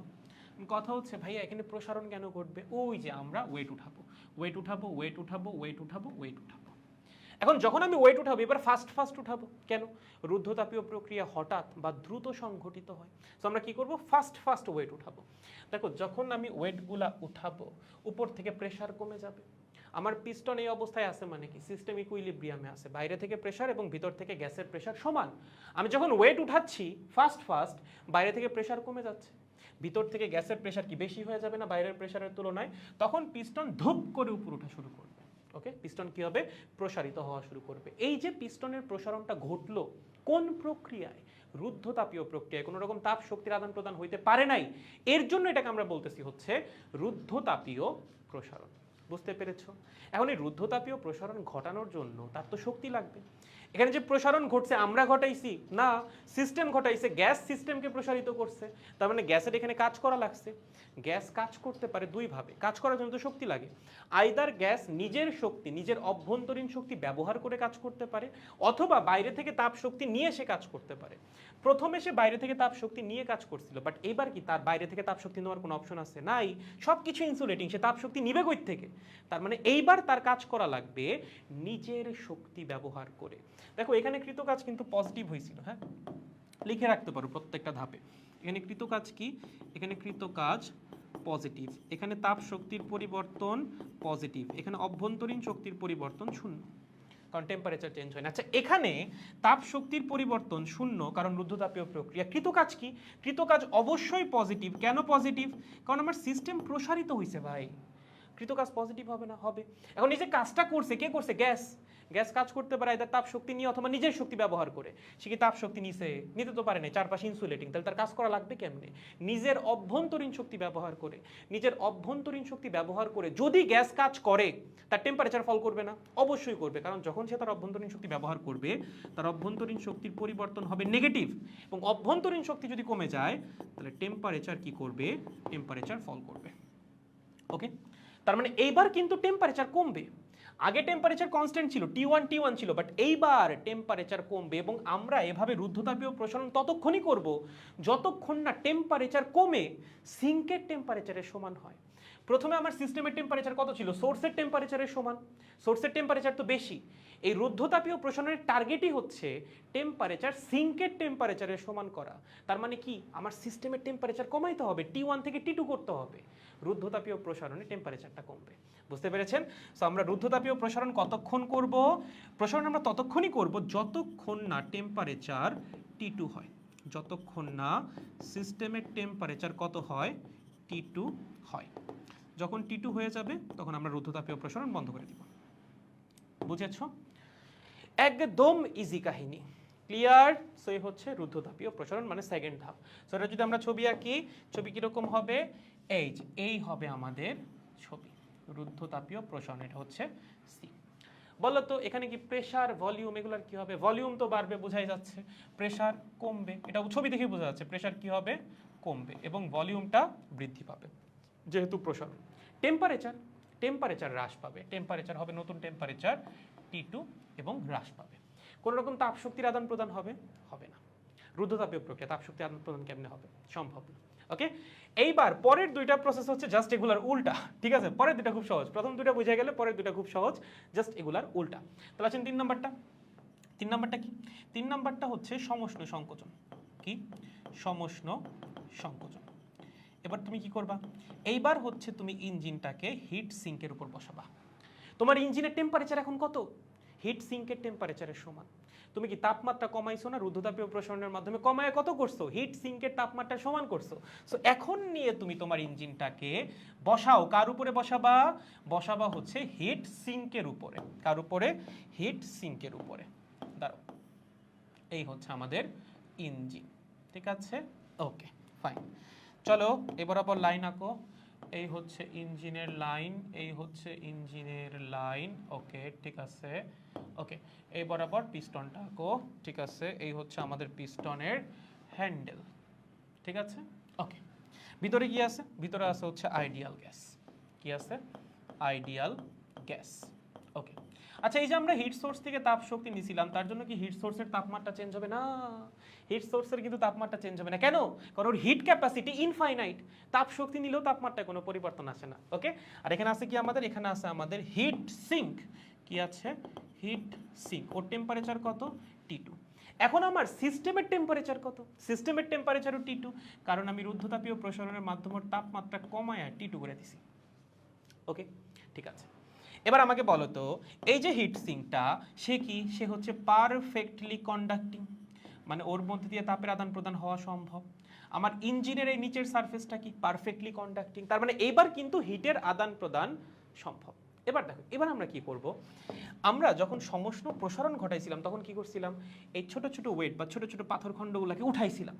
এইবার আমরা পাথর খণ্ডগুলোকে বসাবো। দেখো ধরো আমার সিস্টেম ইকুইলিব্রিয়ামে আছে বা আমার পিস্টন ইকুইলিব্রিয়ামে আছে, তার মানে বাইরে থেকে প্রেসার এবং ভিতর থেকে প্রেসার সমান। সো এইবার আমি যেটা করব, আমি বাইরে থেকে পাথর এখানে বসাবো।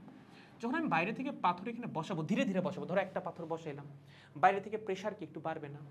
বাড়বে। যদি বাইরে থেকে প্রেসার বাড়ে, ভিতরে তো প্রেসার কম, তাহলে কি সিস্টেম সংকুচিত হবে না? হবে। প্রথম কথা, এটা খুব ধীরে ধীরে করা লাগবে। কেন? কারণ এটা সমষ্ট প্রক্রিয়া।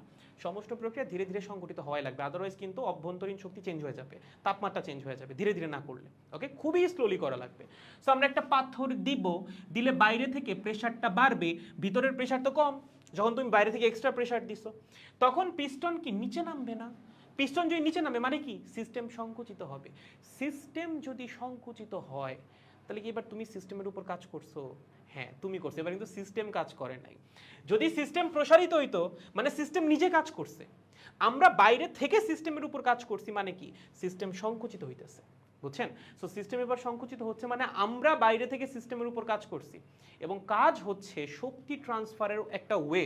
সো আমরা যখন সিস্টেমের উপর কাজ করতেছি, ধরো 10 জুল কাজ করতেছি, মানে আমরা সিস্টেমকে 10 জুল শক্তি দিচ্ছি। ধরো আমি একটা পাথরখণ্ড রাখলাম, রেখে সিস্টেমের উপর 10 জুল কাজ করলাম, তার মানে কি? আমি সিস্টেমকে 10 জুল শক্তি দিলাম। এখন এই 10 জুল শক্তি সিস্টেম কি করবে? দুইটা উপায় আছে। একটা হচ্ছে সিস্টেম চাইলে 10 জুল শক্তি নিজের কাছে রাখতে পারে। যদি নিজের কাছে রাখে, তার অভ্যন্তরীণ শক্তি বাইরে যাবে। অথবা সিস্টেম 10 জুল শক্তি হিট আকারে বের করে দিতে পারে। ওকে, আমরা এখানে চালাচ্ছি কি? সমষ্ণ সংকোচন, মানে অভ্যন্তরীণ শক্তি চেঞ্জ হওয়া যাবে না। সিস্টেম নিজের কাছে কোনো শক্তি রাখতে পারবে না। বাইরে থেকে যদি শক্তি দেওয়া হয়, সিস্টেমের সেটা বাইরেই বের করে দেওয়া লাগবে। নিজের কাছে রাখলেই তো অভ্যন্তরীণ শক্তি চেঞ্জ হয়ে যাবে। তো যেহেতু সমষ্ণ প্রক্রিয়া, আমরা বাইরে থেকে সিস্টেমের উপর কাজ করব। সিস্টেম কি করবে? যতটুকু শক্তি আমরা বাইরে থেকে কাজের মাধ্যমে সিস্টেমকে দিলাম, সিস্টেম সেটাকে দ্রুত বাইরে বের করে দিবে। কিভাবে? হিটের মাধ্যমে। কোথায় বের করে দিবে? এই যে হিট সিঙ্কে। বুঝতে পেরেছো? সো সিস্টেম কি করবে? হিট সিঙ্কের মধ্যে Q2 পরিমাণ তাপ শক্তি বের করে দিবে। আমরা একটু ওয়েট দিব, কাজ হবে, মানে সিস্টেমকে শক্তি দিচ্ছি। সিস্টেম কি শক্তি নিজের কাছে স্টোর করবে? যদি স্টোর করে, ওর তো তাপমাত্রা চেঞ্জ হয়ে যাবে, তখন তো আর সেটা সমষ্ণ সংকোচন হবে না। তার কি করা লাগবে? সেই তাপ শক্তি বাইরে বের করে দেওয়া লাগবে। সাথে সাথে যতটুকু শক্তি আছে সেটা তাপ আকারে বাইরে বের করে দিবে। কোথায়? হিট সিঙ্কে। এভাবে ওয়েট দিব, তাপ শক্তি বাইরে বের করবে, ওয়েট দিব, তাপ শক্তি বাইরে বের করবে। এভাবে হচ্ছে সমষ্ণ সংকোচনটা হবে। বুঝেছেন? তার মানে এখানে টেম্পারেচার চেঞ্জ হবে না, মানে অভ্যন্তরীণ শক্তির পরিবর্তন শূন্য। কৃতকাজটা কি? কৃতকাজ নেগেটিভ। বলছিলাম না, ইঞ্জিনের একটা চক্রে শুধুমাত্র পজিটিভ কাজ কিন্তু পাবা না। এখানে কি পাইছো? পজিটিভ কাজ। এখানে কি পাইছো? পজিটিভ কাজ। এখানে কি কাজ? নেগেটিভ কাজ। নেগেটিভ কাজ তোমার পাইতেই হবে, নেট ওয়ার্কটা হবে পজিটিভ। ঠিক আছে? এবং বলো তাপ শক্তির পরিবর্তন কি হবে? তাপ শক্তির পরিবর্তন হবে নেগেটিভ, কারণ সিস্টেম তাপ শক্তি বাইরে বের করে দিছে। ক্লিয়ার? গুড। তাহলে বলেন তো, এখানে তাপমাত্রা তো চেঞ্জ হবে না, বোঝা যাচ্ছে। টেম্পারেচার কনস্ট্যান্ট, টেম্পারেচার থাকবে কনস্ট্যান্ট, টেম্পারেচার চেঞ্জ হবে না। তার মানে পুরো প্রসেস জুড়ে সিস্টেমের টেম্পারেচার কত থাকবে? T2 থাকবে, এটাতেই কনস্ট্যান্ট থাকবে, কনস্ট্যান্ট। ঠিক আছে? প্রেসার এবং ভলিউম কি হবে? দেখো, ভলিউম তো কমবে, সংকোচন হচ্ছে না, ভলিউম কি হবে? ভলিউম কমবে, ভলিউম কমবে। ভলিউম যদি কমে, প্রেসার কি হবে? প্রেসার বাড়বে। কেন? সমষ্ণ প্রক্রিয়া ভাই, সমষ্ণ প্রক্রিয়ায় পিভি হয় কনস্ট্যান্ট, মানে পি আর প্রেসার আর ভলিউমের গুণফল হয় কনস্ট্যান্ট। সো ভলিউম যদি কমে, অবশ্যই প্রেসার কি হবে? প্রেসার হচ্ছে বাড়বে, প্রেসার বৃদ্ধি পাবে। বুঝেছো? একদম সহজ। ক্লিয়ার না? সহজ আছে। ওকে, সো এই হচ্ছে আমাদের 3 নম্বর প্রক্রিয়া। যদি এটার ছবি আমরা আঁকি, ছবিটা হবে হচ্ছে অনেকটা এরকম, সি থেকে ডি। এটা হচ্ছে সি থেকে ডি। বুঝেছো? এটা হচ্ছে আমাদের ডি। বলো তো, ডি পয়েন্টে প্রেসার এবং ভলিউম কত? প্রেসার এবং ভলিউম হচ্ছে P4 V4। Temperature, temperature T2। Temperature কিন্তু চেঞ্জ হবে না, কারণ পুরো প্রসেসে টেম্পারেচার কনস্ট্যান্ট, সমষ্ণ প্রক্রিয়া। আচ্ছা, এই প্রক্রিয়ায় কি তাপ শক্তি বের হয়ে যাবে না? তাপ শক্তি বের হয়ে যাবে। কতটুকু? Q2 পরিমাণ তাপ শক্তি। কোথায় যাবে? হিট সিঙ্কে যাবে। এই যে হিট সিঙ্কের মধ্যে তাপ শক্তি চলে যাচ্ছে, কারণ নিজের কাছে সেই শক্তিটা রাখতে পারবে না। বুঝছেন? এবং লাস্টের যে প্রসেসটা, এটা সবচেয়ে সহজ আর কি, 4 নম্বর প্রসেসটা, সেটা হচ্ছে রুদ্ধতাপীয় সংকোচন। রুদ্ধতাপীয় সংকোচনটা কেন লাগতেছে বলো তো? তোমার কি সাইকেলটা রিপিট করা লাগবে না? এই সাইকেল তো বারবার তুমি রিপিট করবে, তাই না? তো তুমি এখন ছিলা হিট সোর্সের কাছে, হিট সিঙ্কের কাছে, আবার এখন কার কাছে যাওয়া লাগবে? হিট সোর্সের কাছে যাওয়া লাগবে। হিট সোর্সের কাছে যখন তুমি যাবা, তোমার টেম্পারেচার কত হওয়া লাগবে? T1। দেখো, তুমি প্রথমে হিট সোর্সের কাছে ছিলা, সেখান থেকে যাওয়া লাগছে হিট সিঙ্কে, বাট হিট সিঙ্কে যাওয়ার আগে টেম্পারেচার T1 থেকে T2 করা লাগছে। তার জন্য তোমার একটা রুদ্ধতাপীয় প্রসারণ লাগছে টেম্পারেচার কমানোর জন্য। এখন তুমি আবার এই T2 থেকে মানে হিট সিঙ্ক থেকে আসবা হিট সোর্সের কাছে, তার মানে সিস্টেমের টেম্পারেচার আবার T2 থেকে T1 বানাইতে হবে, মানে টেম্পারেচার বাড়াইতে হবে। টেম্পারেচার বাড়াবা কিভাবে? রুদ্ধতাপীয় সংকোচনের মাধ্যমে। বুঝছো? এর জন্য লাস্টে রুদ্ধতাপীয় সংকোচনটা দরকার, কারণ তোমার টেম্পারেচার বৃদ্ধি করে আবার সেই সোর্সের টেম্পারেচারে সমান করা লাগবে, মানে আবার আগের অবস্থায় ফিরে যাওয়া লাগবে যেন তুমি সাইকেলটাকে রিপিট করতে পারো। কারণ যে কোনো হিট ইঞ্জিন সাইক্লিক প্রসেসে চলে, তোমার একদম আগের অবস্থায় ফিরে যাইতেই হবে। ঠিক আছে, গুড। সো লাস্টের প্রসেসটা হচ্ছে রুদ্ধতাপীয় সংকোচন, একদম আগের মতো। এটা খুব বেশি ডিটেলসে লিখলাম না। এখানে আমার লাগবে হচ্ছে স্ট্যান্ড। কি লাগবে? স্ট্যান্ড। স্ট্যান্ডের যে চার দিক সেটা হইতে হবে পারফেক্টলি ইনসুলেটিং। ওকে, কোনো রকম তাপ শক্তির আদান প্রদান হওয়া যাবে না। এখানে আমরা এখানে বসাবো কাকে? বসাবো হচ্ছে আমরা আমাদের ইঞ্জিনটাকে। এই হচ্ছে ধরো আমাদের ইঞ্জিন। ঠিক আছে, এটা হচ্ছে আমাদের ইঞ্জিন। এই ওকে, এখানে আছে হচ্ছে এই ওকে, আহারে, এবং এখানে আছে হচ্ছে এই। ঠিক আছে, আহা, ইস, ঠিক আছে, হইল না? না হইছে, ঠিক আছে। এই হচ্ছে ব্যাপার স্যাপার। এখানে আমাদের হবে হচ্ছে সংকোচন। ঠিক আছে, ভিতরে কি আছে? ভিতরে আছে হচ্ছে আইডিয়াল গ্যাস। ওকে, এবার দেখো স্ট্যান্ডের চারপাশ তো পারফেক্টলি ইনসুলেটিং, তার মানে এখানে তাপ শক্তির আদান প্রদান হওয়ার কোনো সুযোগ নাই। এই অবস্থায় আমরা কি করব? আমরা খুব দ্রুত এখানে ওয়েট দিব। খুব দ্রুত যদি ওয়েট দিই, বাইরে থেকে প্রেশার অনেক বাড়বে। বাইরে থেকে প্রেশার যদি অনেক বাড়ে, যদি বাড়তে থাকে, বলেন এই সিস্টেম বা এই পিস্টন কি নিচে নামবে না? নামবে। নামলে কি সিস্টেমের ভলিউম কমবে না? কমবে। মানে কি সংকোচন হবে। এই যে সংকোচন হইলো, এই প্রক্রিয়ায় কি তাপ শক্তির কোনো আদান প্রদান হয়েছে? তাপ শক্তির আদান প্রদান হওয়ার কোনো সুযোগ আছে? সুযোগই তো নাই, চারপাশ তো ইনসুলেটিং। কেমনে তাপ শক্তির আদান প্রদান হবে? তার মানে এটা হবে হচ্ছে রুদ্ধতাপীয় সংকোচন। এবং যখন রুদ্ধতাপীয় সংকোচন হবে, চিন্তা করো তুমি কিন্তু এখানে বাইরে থেকে কাজ করতেছো, বাইরে থেকে তুমি ওয়েট দিচ্ছ, সিস্টেম সংকুচিত হচ্ছে, মানে বাইরে থেকে কাজ করা হচ্ছে, মানে সিস্টেমকে শক্তি দেওয়া হচ্ছে। এখন সিস্টেম কি সেই শক্তি বাইরে বের করে দিতে পারবে? বের করে দেওয়ার কোনো ওয়ে আছে? ওয়ে তো দুইটা, একটা হচ্ছে সে নিজের কাছে স্টোর করতে পারে। ধরো আমি সিস্টেমকে 10 জুল শক্তি দিলাম, চাইলে সিস্টেম 10 জুল শক্তি নিজের কাছে রাখতে পারে, সেক্ষেত্রে তার অভ্যন্তরীণ শক্তি বৃদ্ধি পাবে। অথবা সে 10 জুল হিট আকারে বাইরে বের করে দিতে পারে। ওর কি হিট আকারে বাইরে বের করে দেওয়ার কোনো অপশন আছে? নাই, কারণ চারপাশ তো ইনসুলেটিং। সো বাইরে থেকে আমরা যতটুকুই কাজ করব সিস্টেমের উপরে, সিস্টেম সংকোচনের সময় পুরাটাই তার নিজের কাছে রাখা লাগবে। তাহলে বাইরে থেকে যদি কাজ করা হয়, তাকে যদি শক্তি দেওয়া হয়, সেই শক্তি যদি সে নিজের কাছে জমা রাখে, তার অভ্যন্তরীণ শক্তি বৃদ্ধি পাবে না? পাবে। যদি অভ্যন্তরীণ শক্তি বৃদ্ধি পায়, তার তাপমাত্রা বৃদ্ধি পাবে না? পাবে। তাহলে এই সব রুদ্ধতাপীয় সংকোচন আমি কতক্ষণ করব? যতক্ষণ না তাপমাত্রা বৃদ্ধি পেয়ে আবার T2 থেকে T1 হয়। যখনই T1 হবে, রুদ্ধতাপীয় সংকোচন বন্ধ, আবার শুরু হবে সমষ্ণ প্রসারণ, দেন আবার রুদ্ধতাপীয় প্রসারণ, আবার সমষ্ণ সংকোচন, আবার রুদ্ধতাপীয় সংকোচন, অ্যান্ড দ্য সাইকেল কন্টিনিউস। এটাই হচ্ছে কার্যচক্র। বুঝছো? সো লাস্টের যে প্রসেসটা, সেখানে কি হবে? সেখানে হচ্ছে তাপ শক্তির পরিবর্তন শূন্য, কৃতকাজ হবে পজিটিভ, অভ্যন্তরীণ শক্তি বৃদ্ধি পাবে, মানে টেম্পারেচার বাড়বে। সংকোচন আমি কতক্ষণ ঘটাবো? ততক্ষণ ঘটাবো যতক্ষণ না কি হয় বলতো? যতক্ষণ না টেম্পারেচার সোর্সের টেম্পারেচারের সমান হয়। কি হয়? সোর্সের সমান। কারণ আমরা আবার নিয়ে সোর্সের উপর বসাইতে হবে, সেখানে আমার আবার কি করতে হবে? এগুলো কি হইলো? সেখানে হচ্ছে আমার আবার এগুলা কি ভাই? হ্যাঁ, এগুলা কেন? কি দরকার? এগুলা কেন আসতেছে? কই থেকে আসতেছে? চোখেই দেখতেছি না আমি। রে কি জ্বালা না। হ্যাঁ, ঠিক আছে। এখান থেকে কিছুই দেখা যায় না, এখানে লাইট পড়ে। যাই হোক, সো আমার কি করা লাগবে? আমার এটাকে সংকুচিত করা লাগবে কতক্ষণ? যতক্ষণ না টেম্পারেচার আবার সোর্সের টেম্পারেচারের সমান হয়। ঠিক আছে, যতক্ষণ না কি হয়? টেম্পারেচার সোর্সের টেম্পারেচারের সমান হয়। টেম্পারেচার সোর্সের সমান হবে, সোর্সের সমান হবে। কারণ আমার একটু পরেই তো আবার এই ইঞ্জিনকে নিয়ে সোর্সের উপরে বসাইতে হবে এবং সেখানে সমষ্ণ প্রসারণ ঘটাইতে হবে। তার মানে ইঞ্জিনের টেম্পারেচার আমার বানাইতে হবে আবার T1। সেটাই আমরা করব রুদ্ধতাপীয় সংকোচনের মাধ্যমে। সো এই চারটা প্রক্রিয়া মিলে হচ্ছে কার্যচক্র, এবং লাস্টের যে গ্রাফটা হবে হচ্ছে একদম পারফেক্টলি এরকম, তোমাকে নিয়ে যাবে হচ্ছে একদম এ পয়েন্টে। ওকে, তো দেখো এখানে কিন্তু কোনো রকম তাপ শক্তির আদান প্রদান হবে না, এবং একদম আমরা আগের অবস্থায় ফিরে যাব। প্রেসার হবে P1, ভলিউম হবে V1, টেম্পারেচার হয়ে যাবে আবার T1। বুঝছেন? সো এই হচ্ছে একটা কমপ্লিট কার্নো সাইকেল। যথেষ্ট ডিটেলসে বলা হয়েছে, এর চেয়ে বেশি আসলে আর লাগবে না। ঠিক আছে, এটা হচ্ছে আমাদের ডি থেকে এ, এবং এই পুরো প্রক্রিয়াকৃত কাজটা আলটিমেটলি হবে পজিটিভ। দেখো প্রথম দুইটা প্রক্রিয়াকৃত কাজ পজিটিভ, পরের দুইটাই হচ্ছে নেগেটিভ। যোগ করো, ইন টোটাল যে কৃত কাজ সেটা আসলে পজিটিভই আসবে, এবং সেটা হবে হচ্ছে এই যে চক্রটা, তার ভিতরের অংশের ক্ষেত্রফল। বুঝতে পারছেন? দেখেন যদি বুঝেন তাহলে আমরা আজকে এই পর্যন্তই রাখবো। আজকে হচ্ছে আমরা আর আগাবো না, আমরা আগাবো আবার পরের দিন হচ্ছে আমরা এইটার ইকুয়েশনগুলো দেখব এবং ম্যাথ করব নেক্সট দিন। ঠিক আছে, আমরা কিন্তু আজকে ওই সূত্রটা এখনো প্রমাণ করলাম না, ওই যে ইটা সমান 1 মাইনাস T2/T1, এটা আমরা পরের দিন প্রমাণ করব। ঠিক আছে, তার পাশাপাশি আমরা কার্নো চক্রের ম্যাথও করব হচ্ছে, বা কার্নো সাইকেল যেটা বা কার্নোর ইঞ্জিন যেটা সেটার ম্যাথ করব হচ্ছে আমরা নেক্সট দিন। যদি আপনারা বুঝে থাকেন আজকের মতো ক্লাস এই পর্যন্তই। আশা করি সবার কাছে ক্লিয়ার, বোঝা উচিত, এবং এখানে অনেকগুলো ইনফরমেশন আমি দিয়ে দিছি, এগুলো একটু প্রপারলি নোট কইরো। বই থেকে পড়ে বোঝাটা একটু টাফ, বুঝতে পারলে ভালো, আদারওয়াইজ এখানে যেভাবে এক্সপ্লেন করা আছে এর বাইরে আসলে কিছু লাগবে না। ঠিক আছে, তাহলে পড়তে থাকেন সবাই ভালো মতো, সবার সাথে দেখা হচ্ছে আবার নেক্সট ক্লাসে। নেক্সট ক্লাস হচ্ছে পরশুদিন, এবং আমাদের আর 3টা ক্লাস লাগবে। সো শনিবার হচ্ছে 3টা না, আমাদের 2টা ক্লাস লাগবে, আর লাগবে হচ্ছে 2টা ক্লাস।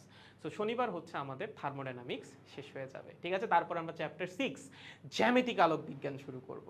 ওকে গাইস, আগামীকাল আদর্শ গ্যাসের ক্লাস নিয়ে দেখা হচ্ছে ফার্স্ট পেপার ব্যাচে। তার আগ পর্যন্ত ভালো মতো পড়তে থাকেন, টেক কেয়ার, আজকের মতো আডিওস। এগুলো ভালো মতো রিভাইজ দিও, প্রত্যেকটা জিনিস ইম্পর্টেন্ট। এই লেকচার যদি না করো পরের লেকচারের কিছুই বুঝবা না। ঠিক আছে, টাটা।